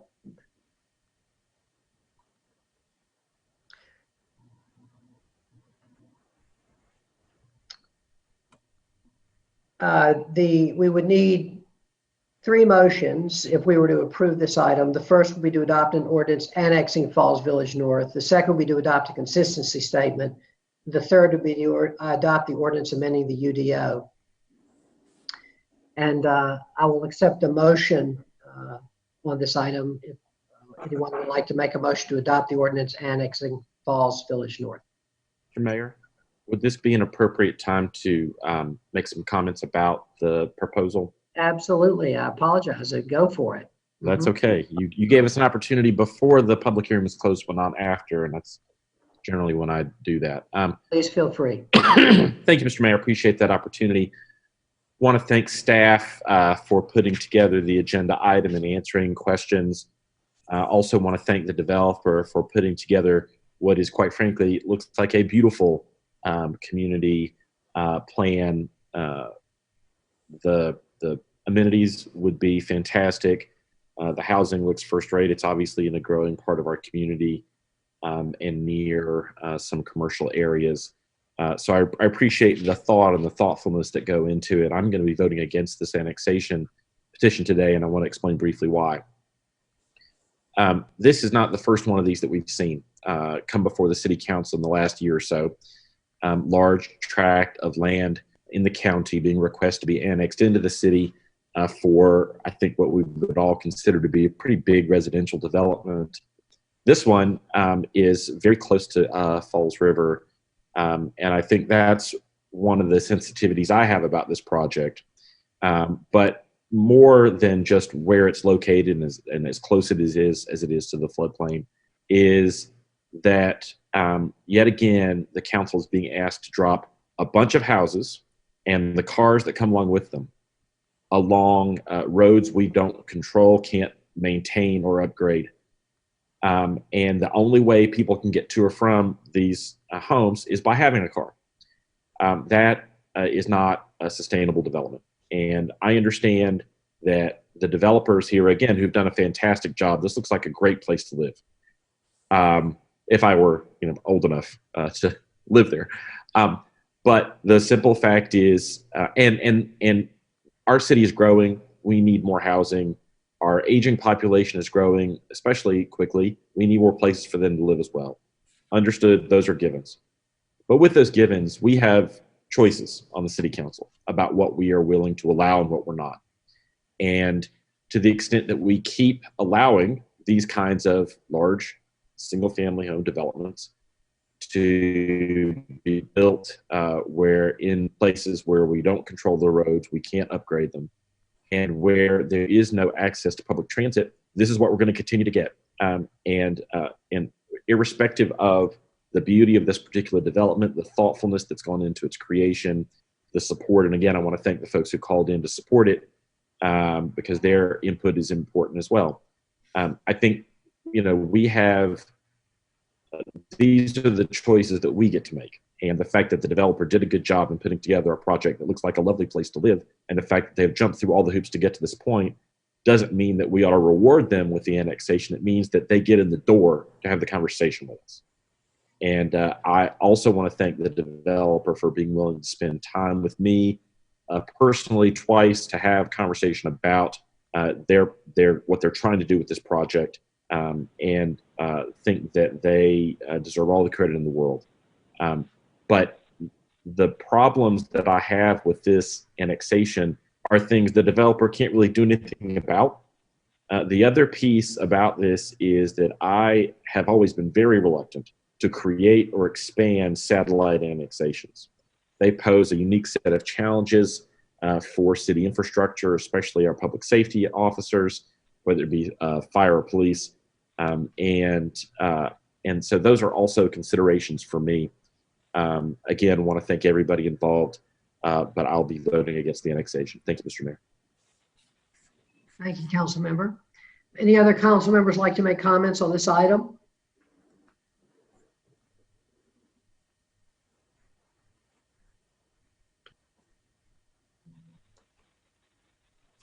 Seeing none, then we will move to take up the item. Is there a motion to adopt an ordinance annexing Falls Village North? So moved. Is there a second?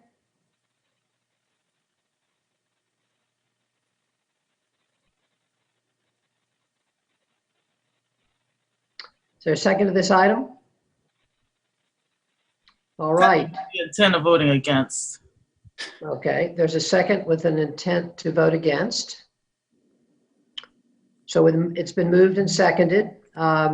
Is there any further discussion? Yeah, thank you, Mr. Mayor. Just real quick, I also plan on voting against. I think that this reminds me very much of the development out on Olive Branch that we took up that I think came through 2 different times, and I actually voted against the first round and then voted for the second round, partly because of some of the commitments that the developer made. In hindsight, I actually regret that vote flip, partly because I want to commend my colleague for a lot of my reticence with this. I drive out that way pretty frequently, and the traffic and what we're doing in that direction of the county is really alarming. I don't see, it's exactly the kind of development we all say we don't want. We say we don't want, we know we can't do it, we know it's not sustainable. Additionally, I will say that because we have put infrastructure out there as a city ourselves with the pump station, we are also driving a lot of the development. We put the pump station out there. We know we needed it, but we have, to me, that was kind of like an alarm for developers to say, okay, well, now we can tie into city infrastructure. And when we put that pump station out there, we didn't do it cohesively with the transportation plan and with the other things that we need out there. And that's our fault. And so the only way that we're going to get the development we want is if we get our staff to, when we put infrastructure, we have to look at holistically, we have to think about transportation, we have to do it in a sustainable way. And so I regret the decision I made on the Olive Branch vote, and I will not be making that mistake again today. Thank you. Thank you. Any more comments? Mayor Pro Tem. Thank you, Mr. Mayor. I just wanted to comment that I came into this hearing not really knowing which way I was going to go on this, but I find myself swayed by Councilmember Reese's argument against the development. It also, though, is pointing out to me just a general, problem with how we how we do development, right? Like I feel like and how we make these decisions. I feel like this just this kind of piecemeal approach, and we don't really. I feel a lack of a holistic strategy around these kinds of broader sustainability questions around where we want different housing types to go, what kind of housing we want where. Like I don't actually know if it's a good idea to put more density in this area in the watershed, right? So what should go there? I'm sure these are all questions that we're going to be taking up as we redo our comprehensive plan. But it just, it's bringing up for me all kinds of conflicts that I don't know. I don't think that we're giving developers a good template, and we're not really describing well what we want to see. So that's just some things that are on my mind. But I'm going to be voting against this annexation. Thank you. I'm going to make some comments. I'm going to be voting for this. I think that this developer has done a lot of things that we want. They provided, they're planning to provide lots of density, more density than we usually get. The regards at the same time, they're providing a lot of, they're protecting a lot of green space. And I think that is unusual. And I also think that there are a lot of things about the development that are the kinds of things that we hear all the time from our advocates that they want in a development. Also, they, in terms of this, the kind of community that this is, I think that they make a great point about the fact that the traffic that'll be generated is less than most other residential communities by a significant amount. No question that 98 is a bad situation, but that's not the developer's fault. There's a lot of work being done now by our transportation folks to think about what 98 will be, and how to make it better, how to improve it, and that's going to take a lot of work. But I think that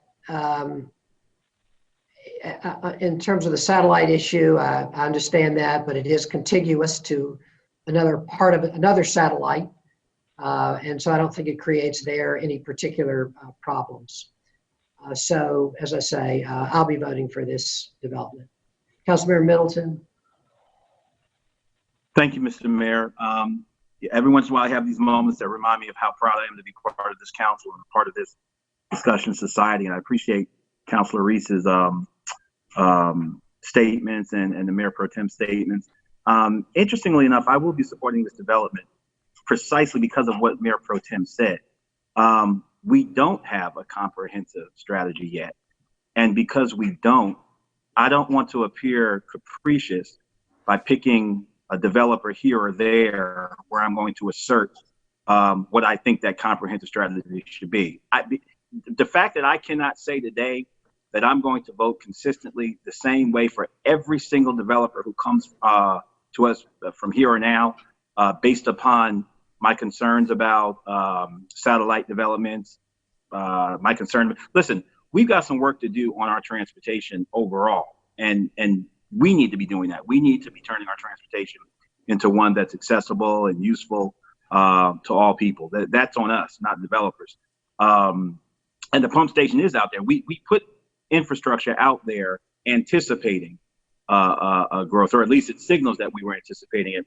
So the absence of that strategy that the Mayor Pro Tem alludes to makes me a little uncomfortable with appearing, again, capricious, picking and choosing which developer on a particular day I'm going to vote for or against a yardstick that we have not codified as of yet.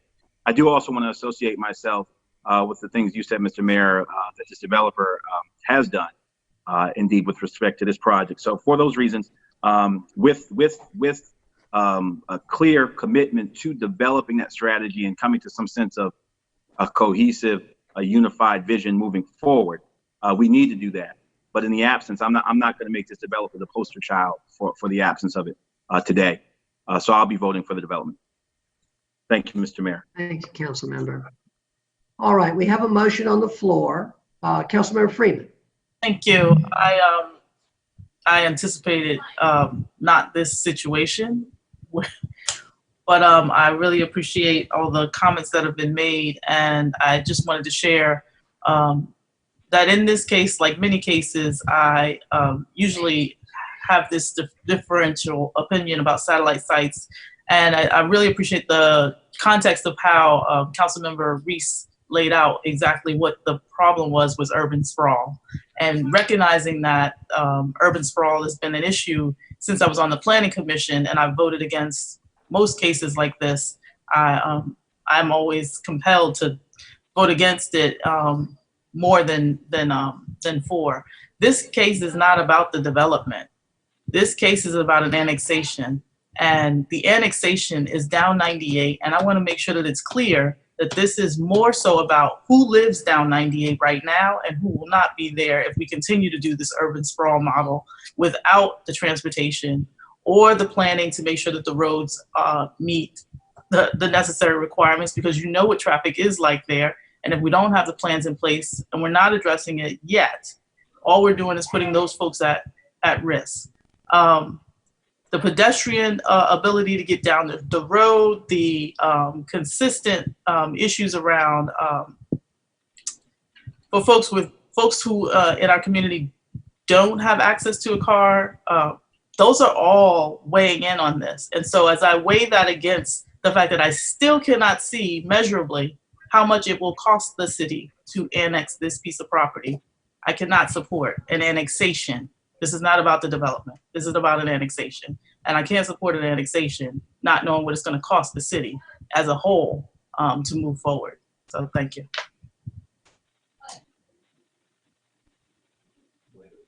Thank you, council members. Do we have any other comments? All right, we have a motion on the floor, and that motion is to, hang on, my computer's waiting for me again.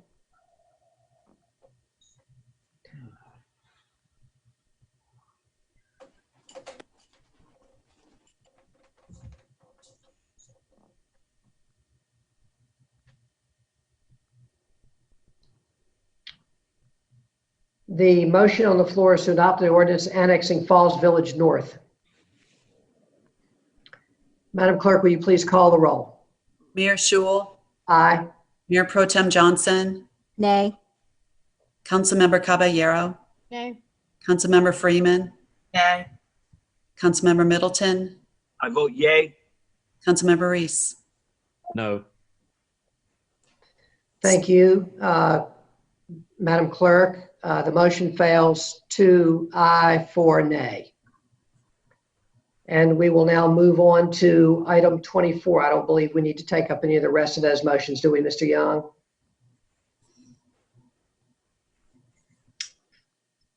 No, you don't, Mr. Mayor, and given the fact that the annexation failed. Thank you. We'll now move on to item 24, the one I wanted to be on earlier, consolidated annexation for Fox Crossing, and now we'll hear from staff. Hello again, Emily Struthers from the Planning Department, and this is for the Fox Crossing item. Requests for utility extension agreement and voluntary annexation have been received from Kenneth Burnham of Foxwood Crossing Apartments LLC and Tim Sivers of Horvath Associates for 5 parcels generally located at 928 South Miami Boulevard. The annexation petition is for a contiguous expansion of the corporate city limits. In addition, the applicant proposes to change the zoning designation of the site, which also includes areas currently within city limits, from commercial center with a development plan, residential suburban 20, and residential urban 5, to commercial general with a development plan, committing to a maximum of 170 apartment residential units and no commercial development. There is no change proposed for the existing Falls Jordan Watershed Protection Overlay District B. The applicant also proposes to change the future land use map designation of 1 parcel within the site from medium density residential to commercial. The remaining site is currently designated as commercial on the future land use map, which is consistent with the rezoning request. If approved, the annexation petition and associated applications would become effective on June 30th, 2020. In addition to the commitments outlined in the staff report and identified on the development plan, the applicant proposes to add or revise the following commitments that have been vetted by staff. The first, a minimum of 10% tree preservation area shall be provided, and the second, a revised fence height from 6 feet to 8 feet where identified adjacent to the waiter's parcel on the development plan. City and county operational departments such as solid waste, fire, police, and EMS have reviewed this request. The police department identified potential service delivery impacts, but otherwise no impacts were identified. The Public Works and Water Management departments have determined that the existing City of Durham water and sanitary sewer have capacity for the proposed development. The Budget and Management Services department determined that the proposed annexation will become revenue positive immediately following annexation. Additional information can be found in the staff report. The Durham Planning Commission at their December 10th, 2019 meeting recommended approval of the proposed zoning and future land use map amendment by a vote of 9-3. Staff determines that these requests are consistent with the comprehensive plan and applicable policies and ordinances. 4 motions are required for this application. The first is to adopt an ordinance annexing the property and entering into a utility extension agreement. The second is to adopt a resolution amending the future land use map. The third is to adopt a consistency statement, and the fourth is for the zoning ordinance. Thank you, and staff is available for any questions. Thank you, Ms. Struthers. You've now heard the report from staff, and I'm going to declare this public hearing open. And first ask if there are questions by members of the council for staff, and I'll start with mine, Ms. Struthers, which is we have this commercial development where the applicant wants to put rather 170 residential units, and as I understand it, no commercial. We had a couple of planning commissioners that commented on this with concern. Could you speak to that? Certainly, and thank you for the heads up on last item that you'd be asking that. So yes, the UDO allows for apartment. Very funny, Ms. Struthers. Allows for apartment residential on commercial zoned and commercial plumbed land. So it's consistent with the UDO, though it is certainly confusing. Thank you. And it's not only consistent with the UDO, but it happens. This is not the first time we've seen this. It happens with a reasonable degree of frequency, you would say. Yes, we have seen apartment uses come on commercial. I believe there was one early last year. Thank you. Thank you. Colleagues, any questions for Ms. Struthers at this time?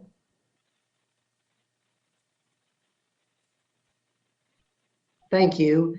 I'm now going to ask the clerk to let us know who is speaking on this item. Mayor Schul, we have 4 speakers. Could you give us their names? I can. The first is Charles Hassinger. We have after that Joshua Reinke, Kenyon Burnham, and Timothy Sivers. I believe Timothy will be going first. Thank you. Why don't you unmute Mr. Sivers and I'll discuss this with him. Okay.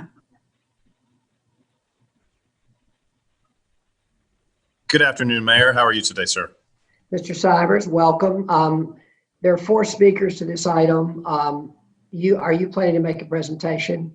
Yes, sir. I need approximately 6 to 7 minutes for my presentation. Charles Hassinger is the other consultant here with us today. Josh Ranke is our traffic consultant. That'll also be available for questions. All right. And then there's a 4th person. Are you aware of them, or Madam Clerk, can you tell me about the 4th person who wants to speak? His name is Kenyon Burnham. All right. Do we know if Mr. Burnham is a proponent or an opponent? He is a proponent. He's a proponent. Yes. All right. All right. Mr. Sivers, that sounds fine. Why don't you go ahead, and after the speakers, we'll give you 6 or 7 minutes. We'll give each of the other speakers 2 minutes if they would like it. And then if there are other speakers to the item, we'll get them in, okay? Okay, thank you, sir. Thank you. Again, Tim Sivers with Horvath Associates, 16 Consultant Place, Durham, North Carolina. Emily, thank you for your hard work on this project and all the staff members that have devoted time to this project. The request in front of you this afternoon is a rezoning to commercial general with the development plan, a future land use map amendment, as well as an annexation. The project area is approximately just over 12 acres. The majority of this site was currently zoned as a commercial center based on the development plan back in 1996.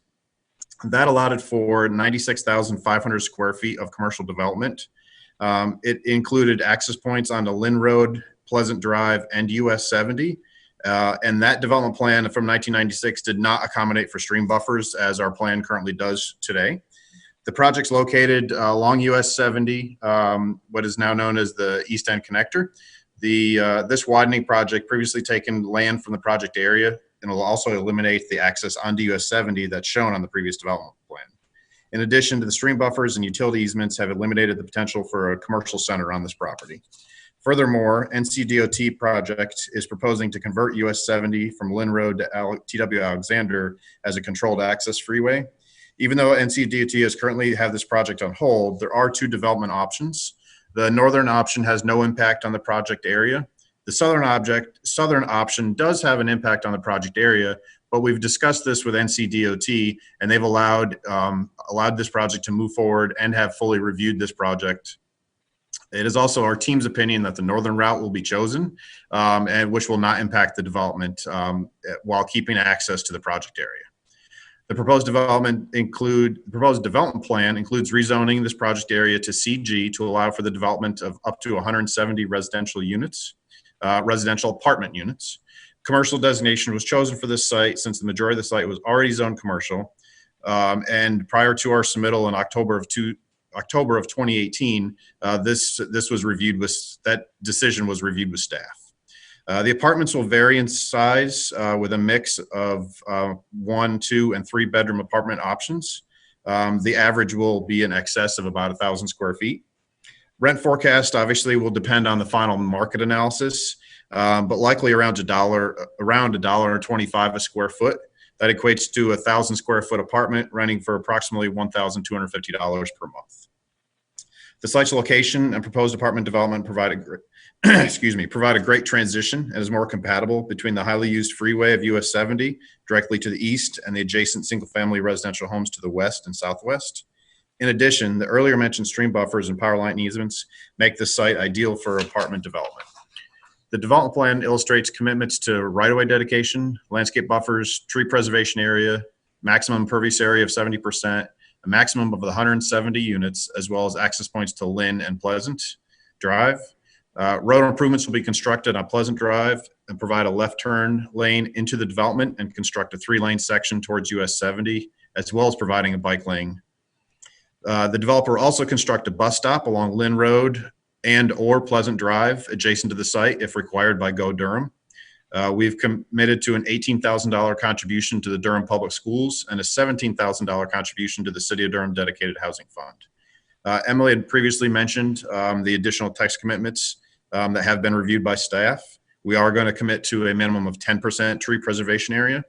3% is required with the commercial zone. If this was to be rezoned to a residential zone, it would be required to have 7% tree coverage. So we want to go above and beyond those requirements and provide that minimum of 10%. And as Mr. Others mentioned, that we'll be providing or increasing the height of the fence along the adjacent property owners for Miss Waiters to 8 feet. As the applicant, I'm providing my verbal consent to the following condition and committed element. Increase the height of the fence to 8 feet, currently shown as 6 feet on the southwest property line as shown on sheet D100 of the development plan. In accordance with this verbal consent, I'm agreeing to sign the consent language that will be placed on the approved development plan, and that signature will be effective as of the date of this meeting. The second application in front of you tonight is for the land use map application, which covers approximately 0.71 acres. The portion of the development will not contain apartment units and will not contain apartment units and will have a maximum building height of 20 feet as shown in the development plan and as was requested by the neighbors. A neighborhood meeting was held prior to submittal in September of 2018. Notices were mailed to the property owners informing them of the commercial rezoning. That notice also informed them that even though it was a commercial rezoning, it was a proposed residential apartment complex. 2 primary concerns were raised at that meeting. One, the neighbors felt strongly towards the donation for the affordable housing. The second item was the increase in traffic. In comparison to what exists today, the development will increase the traffic, and I've discussed those appropriate improvements for the road construction. However, when compared to the commercial center that could be constructed without input of neighbors, planning commission, or the city council, traffic will be reduced. To certify this, Josh Ranke with Ramey Kemp and Associates did complete a traffic comparison. We compared a reasonable, in other words, what could be developed truly on the site today, 50,000 square foot retail center versus the 170 unit apartment complex. They found that the apartment complex would generate 2,900 fewer daily trips during a typical 24-hour work period. Josh is signed in and available for questions on that item if needed. Planning Commission approved this project with a vote of 9-3. The commissioners who did vote against this project had some academic concerns as well as concerns with views of the adjacent parcels. I would like to note that the adjacent parcels do sit above this site in elevation, anywhere from 10 to 30 feet in height. And with the existing vegetation on the adjacent parcels, in addition to our project boundary buffers, the adjacent homes will be well screened from our development. As also, the developers committed to additional tree save above the requirements for both a commercial and residential zoning. Landscape buffers are either equal to or above the opacity that would be required if it was a residential zone. Also, after the Planning Commission, we provided a then 6-foot, now 8-foot tall screen fence adjacent to Ms. Waiters, as she requested during the Planning Commission hearing. In closing, I ask that you vote in favor of this rezoning to allow proposed development of 170 apartment units on the site that's no longer achievable as a commercial retail center as it's currently zoned. It will provide a great transition between the surrounding neighbors to US 70 and allow an underutilized portion of Durham to be developed as a gateway into our city. If there's any questions, I'm available. Thank you. Thank you, Mr. Sivers. Are there other speakers to this item that would like to be heard at this time? I know there were 3 more people that signed up. This is Tim Sivers again. Charles Hassinger and Kenyon are here with me today, and they've both said they're available for questions. Thank you. Thank you. And there's one more speaker as well. Madam Clerk, could you identify that speaker and make them available to speak? His name's Joshua Renke, and I'm unmuting him. Thank you. Mr. Renke, welcome. Thank you. Thank you. This is Joshua Renke. Tim did a very thorough job and stole a lot of my thunder. I was the transportation engineer that was hired to do a trip generation comparison. I work with Ramey Kemp and Associates, 5808 Farrington Place, Raleigh, North Carolina. We did look at the previously approved development plan. A very conservative way of looking at that is saying that only 50,000 square feet of retail could be developed, and then compared that to 170 apartments. So while Tim indicated it was 2,900 less daily trips, it's also 119 less AM peak hour trips and 141 less PM peak hour trips for compared to what is previously approved for that land. It's also under the threshold to warrant a traffic impact analysis, a full traffic impact analysis by NCDOT or the city guidelines. And just one of the things that Tim also kind of checked off is he approached us and said they were looking to put in a left turn lane. That always kind of calms any concerns I have for safety issues at a site driveway when they put in the left turn lane. So they are taking care of that even without having to do a traffic impact analysis. And I'm available for any questions you have. Thank you, Mr. Renke. Colleagues, do you have any questions for staff or applicant at this time? Councilmember Freeman? I just had a question for the applicant. So I recognize that this, well, maybe it's for staff. I'm trying to understand if this would qualify for the affordable housing density bonus that we discussed in the previous meeting. And how that would apply in this case. Like, I just want to know what the difference would be if they were using the affordable housing density bonus versus, what was it, 17,000 for the affordable housing fund?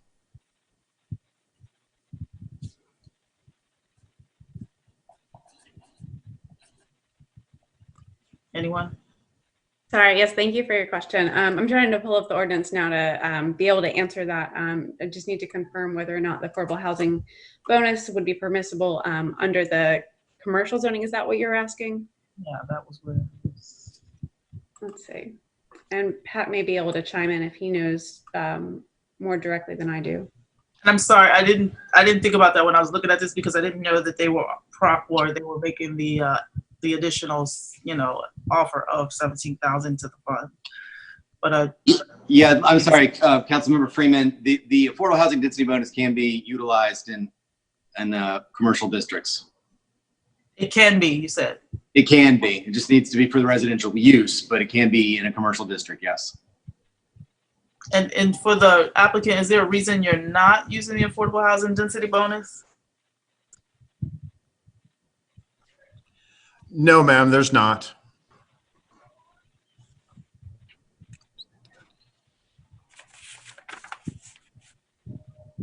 Am I missing something?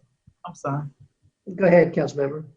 I'm just trying to, maybe I'm not stating the question as clearly as I possibly can, but I would like to know what this project would look like if the affordable housing density bonus was included rather than this $17,000. And I guess how much of a difference that would make on the applicant side of the conversation. I think that's a question for our staff, and maybe Mr. Young, you could help us there. Sure. Good evening again, Councilmember Pat Young with Planning Department. Yeah, so the affordable housing density bonus would require that 15% of the units be affordable. I'd have to do some math on what that means for the proposal that's before you now, and that they would get a equal number of market rate units. So I think the issue, and this is where I would have to defer to the applicant, is that the cost of providing the units for most developments significantly exceeds the value of the density bonus without some other form of subsidy. So, but in terms of what it would look like, it would be, I'll try to do that math and get back to you all as soon as possible here. But I think it's 15% minimum number of units. Thank you, Patrick. Thank you. Other questions or comments, colleagues? Councilmember Middleton. Thank you, Mr. Mayor, and thank you, colleagues. I'm going to support the development. I did want to say to Mr. Sivers, I think this is the first time I've ever heard comments by our planning commission characterized as academic in nature. I assure you their intent is to have a very real world, practical impact on a decision when they recommend to vote yay or nay. So I just found that an interesting kind of characterization. But I want to say that we take very seriously all of the comments from our planning commission. They're very helpful in informing our decisions. I don't know what that's worth to you moving forward as you appear before other bodies, but I don't know what academic means, but they're definitely trying to sway the debate in a very real world and measurable way. So I intend on supporting the development. Thank you, Mr. Mayor. Those are sound comments, Councilmember Middleton. Tim, you're going to be seeing a lot of them. You might want to think about how you characterize the remarks. Colleagues, any more comments, questions for the applicant or for the Mayor Pro Tem? Thank you, Mr. Mayor. I understand that the commercial zoning is allowable under the UDO. I would just like to get some insight from the applicant as to why they chose a commercial zoning rather than one of the residential options. Sure. This is Tim Sivers, Horvath Associates. Thank you for all your comments. One of the main reasons is that this was previously a commercial zone. In discussions with staff prior to our submittal, they wanted to keep the commercial node, even though the understanding that this was a residential apartment development. So that brought into it, but it was mostly just because the majority of the site was previously a commercial development. But you're not planning on doing any commercial on it now, right? So I mean, I guess that's a question for staff then, is what good is a commercial node with what good is a zoned commercial node with no commercial? Why would we want an applicant to keep it?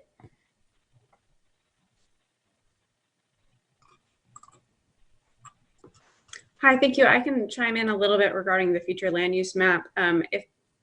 With the change to the future land use, a change to the future land use map would be an extra step, but it would also change the future land use map. So if this were to come back as another rezoning, we would then be looking at it as residential as opposed to that commercial node that had previously been established through the comprehensive plan and the future land use map in that location.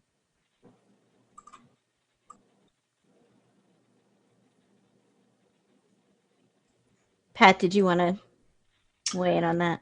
Just to state that when that policy was being formed back in 2004 and 5, the conversation centered around the idea that allowing apartments in the commercial districts would encourage mixed use, so that you could have co-located service commercial, small grocery stores, convenience stores, dry cleaning, coffee shops, etc. If it was a large enough development. It's fair to say that in every situation that doesn't occur, but it was allowed to encourage that. Okay, thanks. Is there an advantage to the developer of asking for commercial over residential in this case?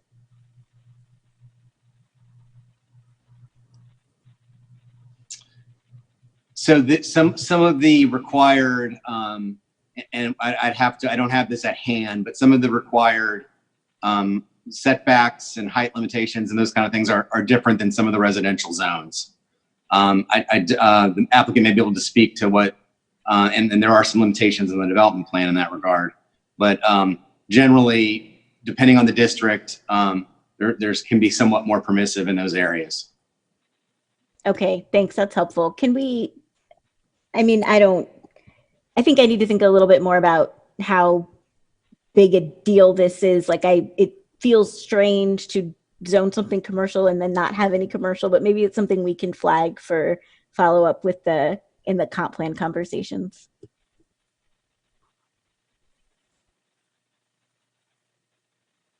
Thank you, Madam Mayor Pro Tem. Thank you, and agreed. I agree that this is, a lot of times this is useful in the way that Pat described, but I hear you.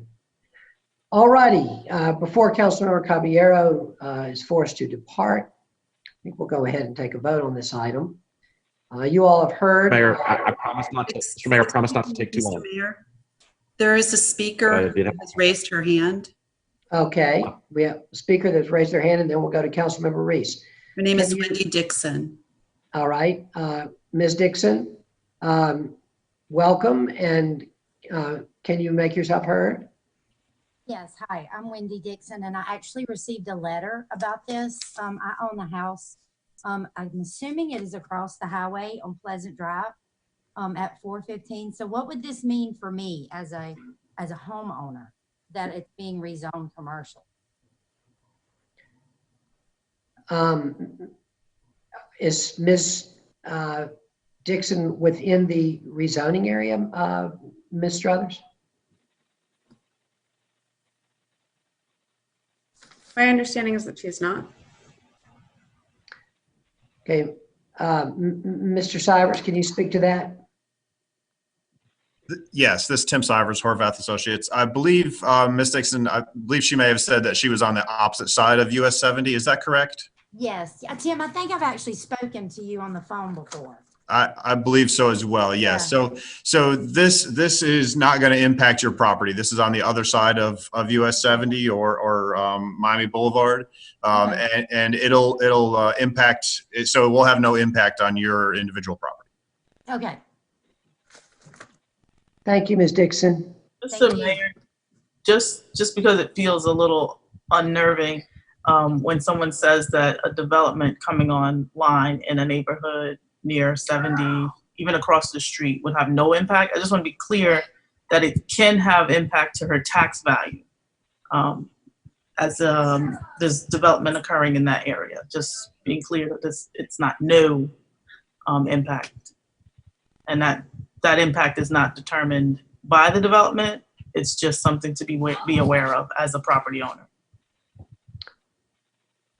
Thank you. Councilmember Reese. Thank you, Mr. Mayor. I promise to be brief. I'll be voting against the measure today. This use is completely incompatible with surrounding homes. It's a 5-story apartment building, for goodness sake. I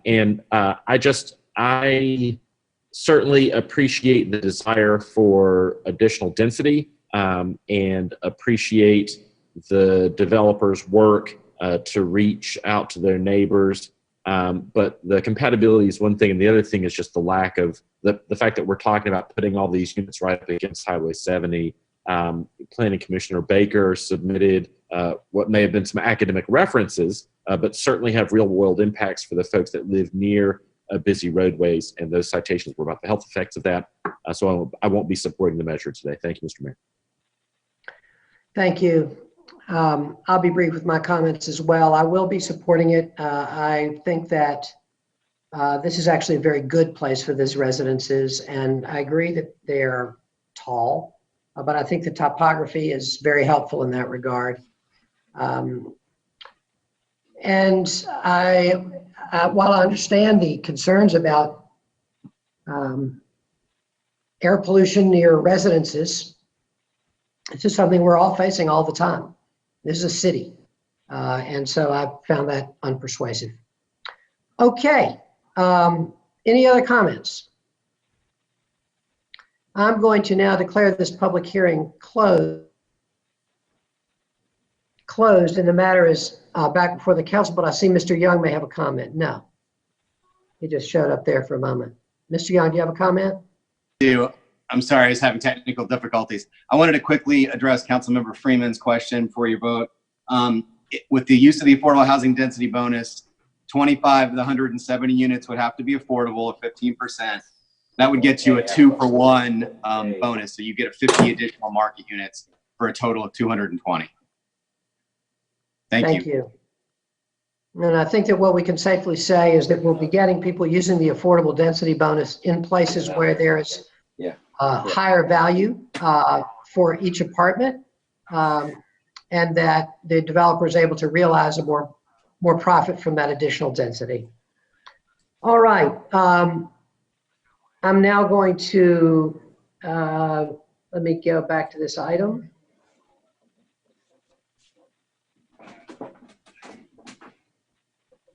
The first motion necessary would be to adopt an ordinance annexing False Crossing into the city of Durham.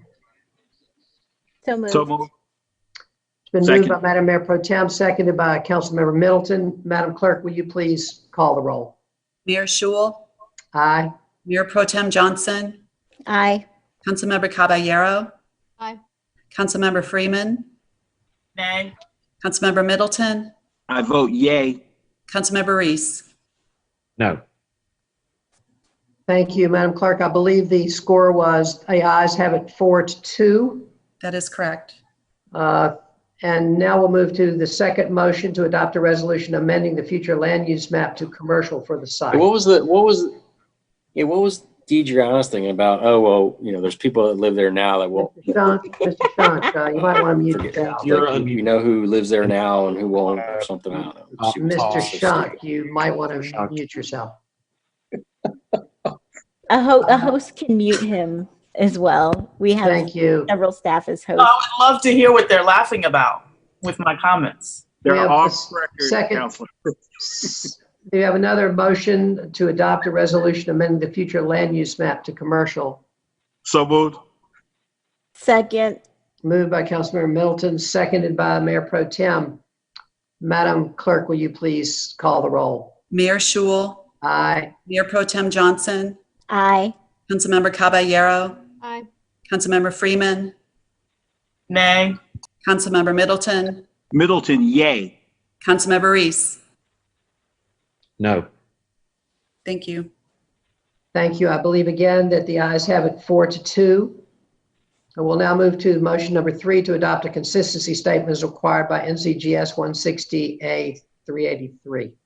Move to adopt consistency. Second. Been moved by Councilmember Middleton, seconded by the Mayor Pro Tem, that we adopt the consistency statement. Madam Clerk, please call the roll. Mayor Schul, Aye. Mayor Pro Tem Johnson, Aye. Councilmember Caballero, Aye. Councilmember Freeman, Nay. Councilmember Middleton, I vote aye.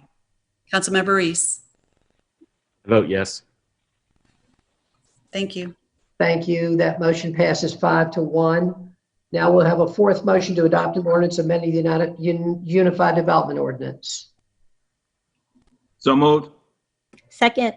Moved by Councilmember Middleton, seconded by the Mayor Pro Tem. Madam Clerk, can you please call the roll? Mayor Schul, Aye. Mayor Pro Tem Johnson, Aye. Councilmember Caballero, Aye. Councilmember Freeman, Nay. Councilmember Middleton, I vote aye. Councilmember Reese. Vote no. Thank you. Thank you. The motion passes 4-2. Thank you so much.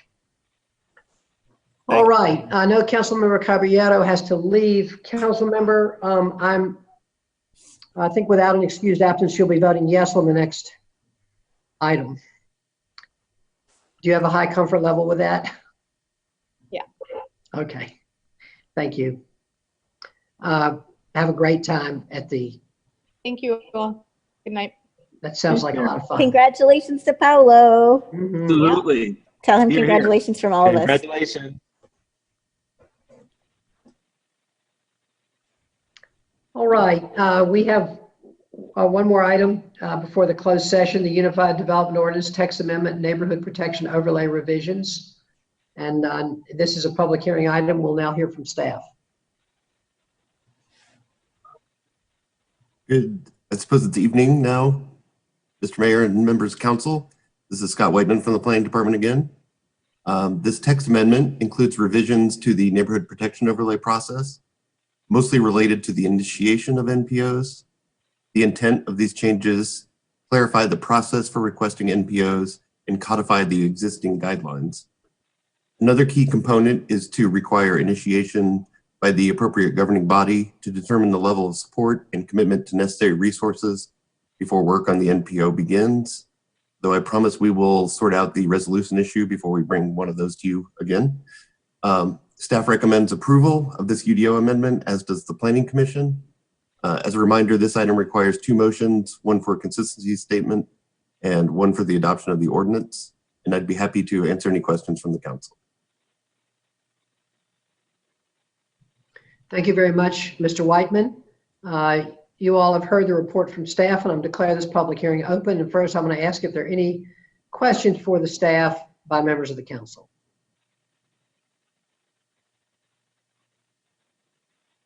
Hearing none, Madam Clerk, are there any? Is anyone signed up to speak on this item? Not to my knowledge, Mr. Mayor. All right. Is there anyone who is listening today who would like to speak on this item? If so, please raise your hand. All right. Any comments or questions by members of the council for staff? I'm sorry, Mr. Mayor, but Mrs. Pless has raised her hand. Okay. Thank you. We'll hear from Ms. Pless. Yes, thank you. I apologize for any confusion. No worries. Yes, I just wanted to follow up on a few things here. My understanding was that this amendment evolved kind of as a post-mortem on Old West Durham's experience with their NPO. And as a result of that, I just had a few questions and issues with this. I worry that this amendment, which I'm sure is going to pass anyway, but I want to point out that this amendment will encourage the politicization, I'm saying that wrong, of the NPO process too early on. As we just saw earlier in this session, it forces a vote on an NPO before the actual items of the NPO have even been developed. We just saw that. That seems essentially unfair. If we're going to undo NPOs, perhaps we should just undo NPOs rather than continue to have them as a false offering to Durham citizenry. As it is, council cannot fairly judge something that has not yet been formed. And that is essentially what this text amendment does. The revisions by staff also foster an unbalanced playing field where Durham requires its neighborhoods to seek the grace of city council on an embryonic rezoning action when Durham does not require the same from its developers. NPOs are the only citizen-led tool written into our UDO, and staff's proposed changes risk damaging the very scant and lessening neighborhood rights remaining to Durham citizens. Beyond that, with respect specifically to the Old West Durham situation, there was a great deal of damage done to the social fabric of that neighborhood by the resistance that was mounted against them. We know a little bit about who mounted that resistance, and I have sent that information to you. The professional developer class of Durham enjoys many privileges, and I think it's very inappropriate for them to organize and beat up on Durham neighborhoods. Thank you. Those are my comments. Thank you, Ms. Plass. Thank you, Ms. Plass. Is there a member of our staff that could comment on the first part of Ms. Plass's comment? Mr. Whiteman? Yes, Ms. Pless is correct. We crafted these after the adoption of the Old West Durham NPO based on some lessons learned from that experience. One, based on the resources, as our first discussion this evening, the Old West Durham neighborhood did submit a valid application back in 2012. It was 2016 before we had the staff resources to begin that. So we want to set the realistic expectations as to whether or not the department has the availability to work on an NPO before at the time that the neighborhood submits it. It's also, I would disagree with Ms. Pless that it was not just the developers in the neighborhood that opposed the Old West Durham NPO. There were a lot of residents who lived there who also became opponents of the NPO. It took many, many hours of work based on the team of residents that were leading the NPO, and without having some input from the city council, which is, as you well know, are the only people who can approve or deny a zoning action. There was really, they had no idea whether or not the city council would be receptive to any of the ideas that were being brought forward. I will say that this is similar to the process that we've created for local historic districts, which is probably the most similar type of application that the department has. I hope that addresses what Ms. Plus was asking. Thank you, Mr. Whiteman. All right, are there any questions or comments for staff at this time? Mr. Young, do you want to make a comment as well? I do, if I might quickly, Mr. Mayor, as a point of information, and of course, I would, as ever, I would defer to the city attorney, but there's some special legislation that pertains to virtual public hearings for these zoning items. And in the case of an absence, it differs from the traditional situation where absence after unexcused absence is a yes. Absence essentially counts as no vote. So I just the attorney can verify that, but I wanted to get that on the record before you all take action. Thank you for letting me know that. I'd forgotten that. I believe that's correct, Ms. Rayburn. That is correct, Mr. Mayor. Thank you. Brave new world. Madam Clerk, did you have something? Is there someone else who would like to speak? Mr. Mayor, Mrs. Plus has her hand raised again. All right, Ms. Plass, you make yourself heard. I am so sorry. No, I was trying to get in earlier, and sorry, I've got the TV on in the background. I was trying to get in earlier and pressed *9 a number of times, and so I apologize. No, I've made my statements. I certainly remain available if anyone has any questions. But yeah, I do believe that our professional developer class, as I stated before, the Planning Commission, the Triangle Community Coalition did in fact organize against the Old West Durham NPO effort. And so there certainly was an organized outside effort at play in that event. And I do think that in a world where our citizens have fewer and fewer devices available to them, that when they do make the extraordinary effort to try and access those devices, they should not be punished by the developers who already have ever so much influence in our community. Thank you. Thank you, Ms. Plass. All right, any other comments or questions for staff? Councilmember Middleton. Thank you, Mr. Mayor. It strikes me that this conversation about NPOs keeps coming back to resources and our ability to commit bandwidth and resources to doing them, which to me, and I'm struck by something the Mayor Pro Tem said earlier, that it's within our purview. It's not guaranteed that you're going to get an affirmative when you apply. The mere act of applying does not guarantee an affirmative response.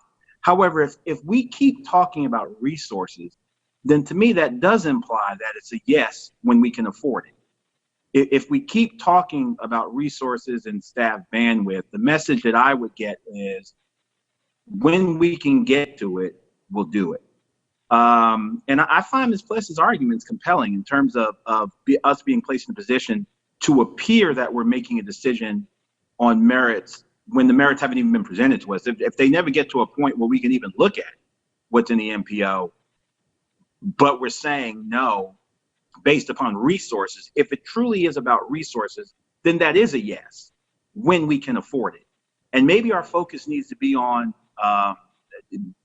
do we need to have a pot of money aside, or do we need to do something about putting ourselves in a position to be able to manage these things when they come up? I think it's important that residents do have, if it's an option for residents to impact development in our city, then we ought not, it's kind of like voting, we ought not problematize it or put barriers to them accessing this ability. If we're going to give them this ability, then we should make it as accessible and as robust as possible. And if this argument hinges on resources, then we need to talk about that. I don't want to be in a position where I'm in a de facto way voting on the merits of a case that never got a chance to be argued or presented to me. So I just want to point that out, that if this is about resources, then that sounds to me like, yes, we'll do it when we can afford to do it. And I think that creates certain expectations amongst applicants. And I just want to put that in the record and just let you know that's something that's rattling around, on my craw as I consider this matter. And I'm curious to hear input from my colleagues. Thank you, Mr. Mayor. Thank you, Councilmember. Mr. Young? Yeah, thank you, Mr. Mayor, and thank you, Councilman Middleton, for those comments. Let me make clear that I think there are two separate and distinct issues at play from a staff perspective. The staff's primary focus area, of course, is implementing your policy direction, and that is a resource issue. I think Mr. Whiteman did a very good job of in both of the NPOs we have had and previously adopted. They were very contentious, and it took a lot of communication with neighbors, and was between 1,000 and 2,000 hours of staff time. So that resource issue is substantial and real. I do think there's a separate independent issue, which is really a policy issue, and that's for you all, is the the level of influence that neighborhoods should be able to be granted in developing these NPOs if they're approved, and what kind of content is in those NPOs. I've been doing this work for 25 years, and in my experience, 100% of the time, these NPOs are promoted by existing, usually long-time homeowners whose primary interest is ensuring that there's very little change in their neighborhood. And as a city, I think it's obviously very critical that we continue to allow housing opportunities in a diversity of locations, so that there's a diversity of housing for different incomes and different family types. That is a policy issue that we're trying to attack through the comprehensive plan, and you'll hear a lot more from us on that. But I just want to frame out that those, I think, are separate and distinct, but they do play together. So thank you for the opportunity to comment. Mr. Mayor, if I might, as usual, Pat, your comments are very helpful, and I think you put it where it belongs, on us. I mean, to me, that seems to point towards the validity of NPOs themselves. I mean, if we're going to allow this as an option for residents, then, but we have a philosophical problem with them, or we understand that they tend to be employed by homeowners who want to keep their neighborhood the same. If we know that, and we believe that, and we take that to its logical conclusion, then why entertain them at all?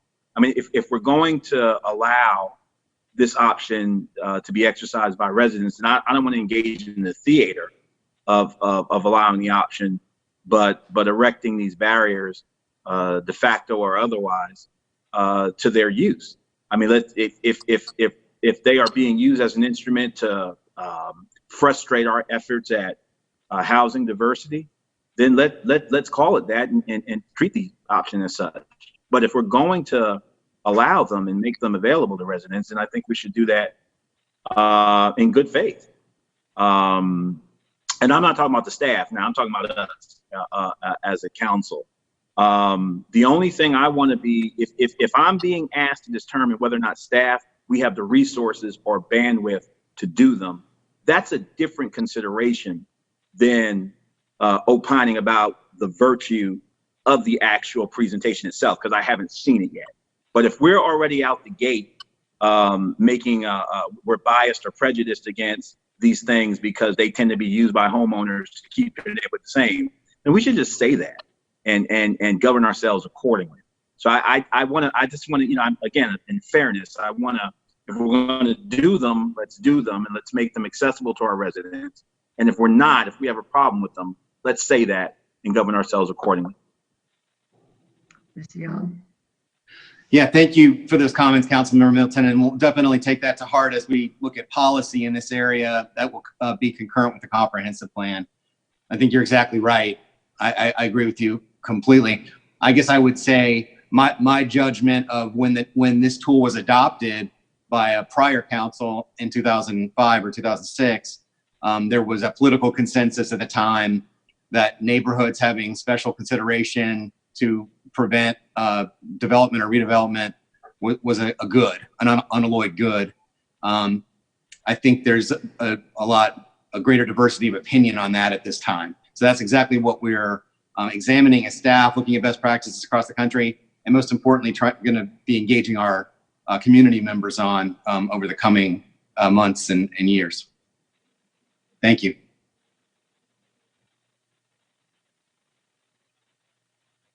You're muted, Mr. Mayor. Assuming you said Councilmember Freeman. Yes, I did. I'm sorry, Councilmember Freeman. Thank you. I just had a couple questions for Patrick as well. I appreciate Councilmember Middleton kind of hollowing out the kind of where we are in this. And I just wanted to ask before I said anything, how many grants does the planning department apply for around this type of work? And how many other communities across the country would actually look at grants in a planning department? I don't think that's a common thing. I just want to be clear before I say that it's not, because I figure you have more expertise in that area. Sure. Thank you for your question, Councilmember Freeman. We have not applied for grants in the area of neighborhood protection overlay assistance or staff support.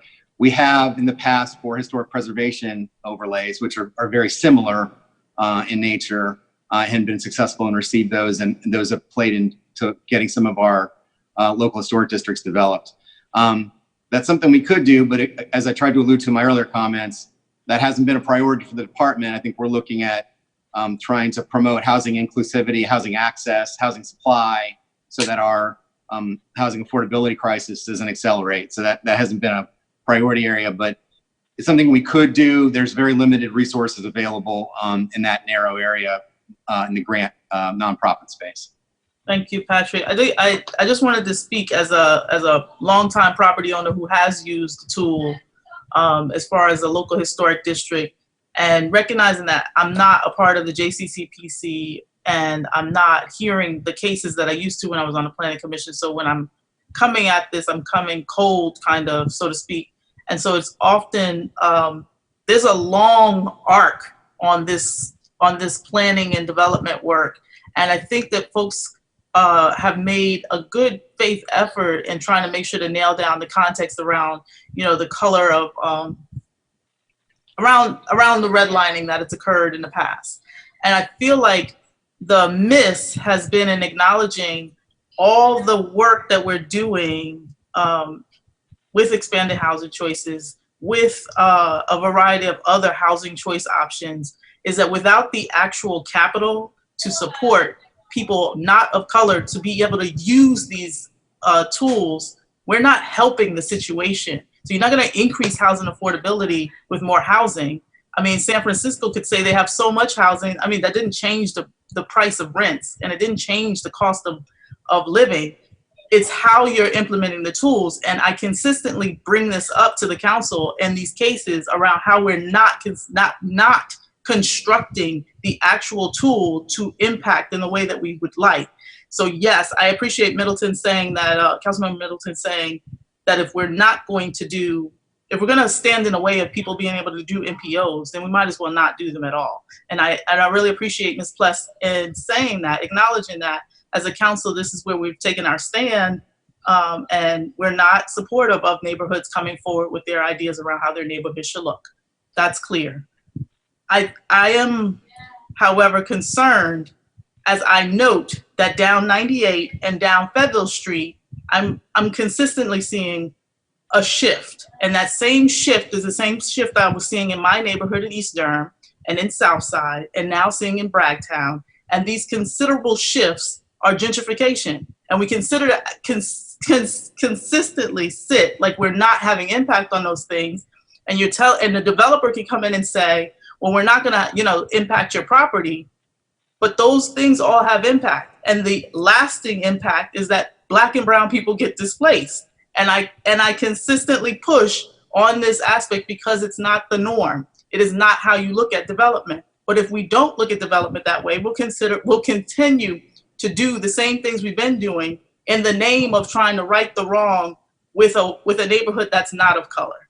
And it's not working because I'm going to need the tools like an MPO or a local historic district to save Stokesdale. And I'm going to need the tools like an MPO or a local historic district to save Bragtown. But if we've wiped out every access point that anyone in the community has in order to use it, I mean, what is the point? And I say that all just to make sure that it's. I just don't think we're where we need to be, and trying to pretend like we are, it just doesn't set well with me, and I'm consistently trying to find ways to make it clearer to planning staff and to council that we have to do things differently. And we cannot rely on the tools that were created to keep Black and brown people out of the development sphere, out of home ownership, you can't rely on those tools and think that it's gonna work, just making little ticks and changes. This is why urban sprawl is so lucrative right now. I mean, it's cheaper to buy the land in a rural area and then develop the mess out of it so that you have 300 and some odd houses, and then bring in all these folks and force the city to pay for all the amenities to bring in the roads, the water, it's just, that's the dynamic. And if we're not addressing it in a way that's comprehensive, which is, I know we're on our way to that with the comprehensive plan, but in this moment, as we're having these conversations, if we're not acknowledging those dynamics in it, I feel like it's an oversight. And I want to be very clear and say that I'm not going to support this MPO gutting. But I understand where it comes from. I appreciate the aspects that are around it, and that there should be housing choice, and we want inclusivity, and you want a mix of housing. But at the same time, I acknowledge that these are the tools that folks in the community are going to need as residents. Thank you. Thank you. Any other comments? If not, I'm going to declare this public hearing closed. I'm sorry. Mayor. We have comments. Declare this public hearing closed. Mr. Mayor, can you hear me? Before the council. I'll take a comment first from Councilmember Reese. Aye. Then a comment from the Mayor Pro Tem. Thank you, Mr. Mayor. I think the conversation that council members Middleton and Freeman are putting forward is really important for us to have as a body. I will confess that it's difficult for me to connect that with the text amendments that are before us today that I think on balance are an improvement of the MPO process as it currently exists in our UDO. And that's why I'll be supporting the revisions today. Just point to the comments of Commissioner Miller, who is perhaps one of the greatest champions of the MPO process, currently sitting on the Planning Commission, and that's the position that he took. I think he would agree that the MPO process needs to be revised, and I think we're all looking to the comprehensive plan project to make it clear what our community's views are on that. But I think with respect to these particular revisions, I intend to support them. That's all I wanted to say, Mr. Mayor. Thank you. Thank you, Madam Mayor Pro Tem. Thank you, Mr. Mayor. I also wanted to express my support for the changes. I think they make the process a lot clearer and solve a lot of the problems that have come up in the process, not just for the Old West Durham NPO, but also for the Forest Hills NPO with regard to the expectations that people have about the process. the confusion that we had at JCCPC regarding what prioritization is and isn't. These changes do a lot to make the process clearer and, I believe, easier for communities to navigate. So I wanted to express my support and appreciate the staff's work on that. I have a question also for our city attorney as regards the suggestion that we just do away with MPOs completely. Is that something that is that legally allowed? Or are they something that we're required to offer? Madam Mayor Pro Tem, I actually don't know the answer to that question. Don O'Toole, the deputy city attorney, is our land use attorney, and he would probably be able to address that question more, with a more informed answer the question at all. Would it be okay if I followed up with some complete information about the history of MPOs and what our legal obligations are with respect to them? That would be fabulous. Thank you so much. Great, thank you.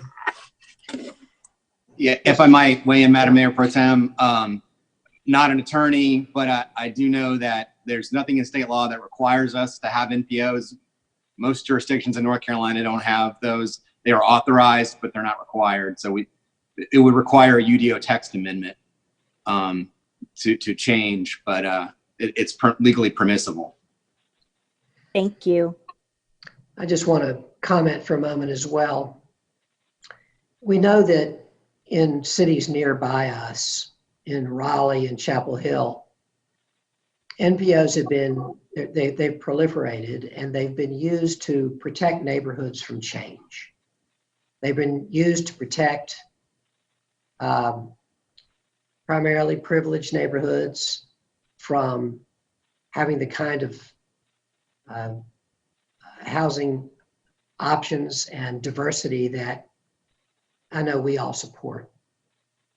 And so that's why I think we've been trying to be very careful in Durham when we have instituted NPOs. We've really wanted to make sure that that wasn't the case here. And I think we've been right to be sparing in their application. And I'm glad that we're going to be rethinking them through the comprehensive plan process. I do think that is really, as as Councilmember Middleton said, that really is the issue in front of us. It's or alluded to, and as Pat said, I think that it's not just the issue of cost. That's important, but if it was a priority for us, as Councilmember Middleton said, that cost would be something we'd be happy to bear. I think that we are trying to be judicious in the use of the NPO, and we've also got now, as we know from our memo, a new state law that makes it much harder now to even do the kinds of things that our NPOs have historically done, because there's much more limitation on the ability to have a zoning of a house that's not one that you own. And so all of these things have come together to make this a good time to think, as we do the comprehensive plan process, about what we want our NPO process to look like and if it remains viable. And so I'm looking forward to that discussion, and I agree that really is, that's really the issue in front of us. Okay, Councilmember Middleton. Thank you, Mr. Mayor. Can you guys hear me? Thank you, Mr. Mayor. I want to fully yes, we can hear you.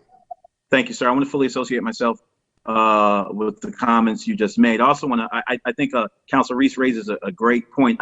To be clear, I'm supporting the text amendments today. And I think his implied query was what Councilor Freeman and I were talking about. What is that implicitly? What does it have to do with the text amendments? And my line of my statements were occasioned by the staff once again mentioning cost. And my issue is that because the public is listening to us, that when we are considering whether or not we're going to use the resources on the MPO, that is a fundamentally different question than us making a judgment based upon the merits or our anticipated merits of any arguments that may be coming in that MPO. That the moment we start talking about cost, the implication, I think a reasonable person listening would be like, oh, they're going to do it just when they can afford it, which takes no off of the tape, which basically means that MPOs will be honored by this council when we have the bandwidth to do them. So there's no real no option for us. It's just when we can afford it. So that's what I was responding to when the staff mentioned cost and resources and bandwidth. But I am supporting the text amendment. So thank you, Mr. Mayor. Thank you. All right, Madam Clerk, no, I'm sorry, we need a motion, and the motion we need would be to adopt the appropriate consistency statement, would be the first motion as required by NCGS 16383. So move. Is there a second? Moved by Councilmember Middleton, seconded by the Mayor Pro Tem. Madam Clerk, will you please call the roll? Mayor Schul, Aye. Mayor Pro Tem Johnson, Aye. Councilmember Freeman, Nay. Councilmember Middleton, I vote aye. Councilmember Reese. Aye. And how do we address Councilmember Caballero? I believe my understanding is that she's just not voting. Is that correct, Madam Attorney? That's correct. It's a no vote. I mean, it's a non-vote. A non-vote. So, Madam Clerk, the motion passes 4-1. We now need a motion to adopt an ordinance amending the UDO. So move. Second. Second. Moved by Councilmember Middleton, seconded by Councilmember Reese. Madam Clerk, please call the roll. Mayor Schul, Aye. Mayor Pro Tem Johnson, Aye. Councilmember Freeman, Nay. Councilmember Middleton, I vote aye. Councilmember Reese. Yes. Thank you. Thank you. This also passes 4-1. And now I believe we need a motion to go into closed session per the recommendation of the city attorney. Madam Attorney, is there anything else we need to do? Do we need to hear some special language from you around that? If you would like me to read the motion, I will, as we sometimes do at work session. Sure, that'd be great. The motion is to hold a closed session pursuant to North Carolina General Statute 143-318.11A3 for attorney-client consultation concerning the handling and/or settlement of pending claims. Thank you. You have heard the attorney's recommendation. Can I have a motion that we go into closed session? So move. Second. Moved by Councilmember Middleton, seconded by Councilmember Reese, that we go into closed session. Madam Clerk, please call the roll. Mayor Schul, Aye. Mayor Pro Tem Johnson, Aye. Councilmember Freeman, Aye. Councilmember Middleton, I vote aye. Councilmember Reese. Aye. Thank you. Thank you, Madam Clerk. The motion passes unanimously, 5-0. We'll now be moving into closed session. If you'll pause for a moment. So Vivian, we're going to wait for instructions from you all before we resume any conversation. Thank you, Mr. Mayor. They need some time to get clear. Of course. Yeah. Thank you. Mr. Mayor, can I request a 5-minute recess? Yes, you may. Let's take a 5-minute recess. Great idea. We'll have a 5-minute recess. We're going to resume at 6:01. Thanks, sir. Thank you. Good idea.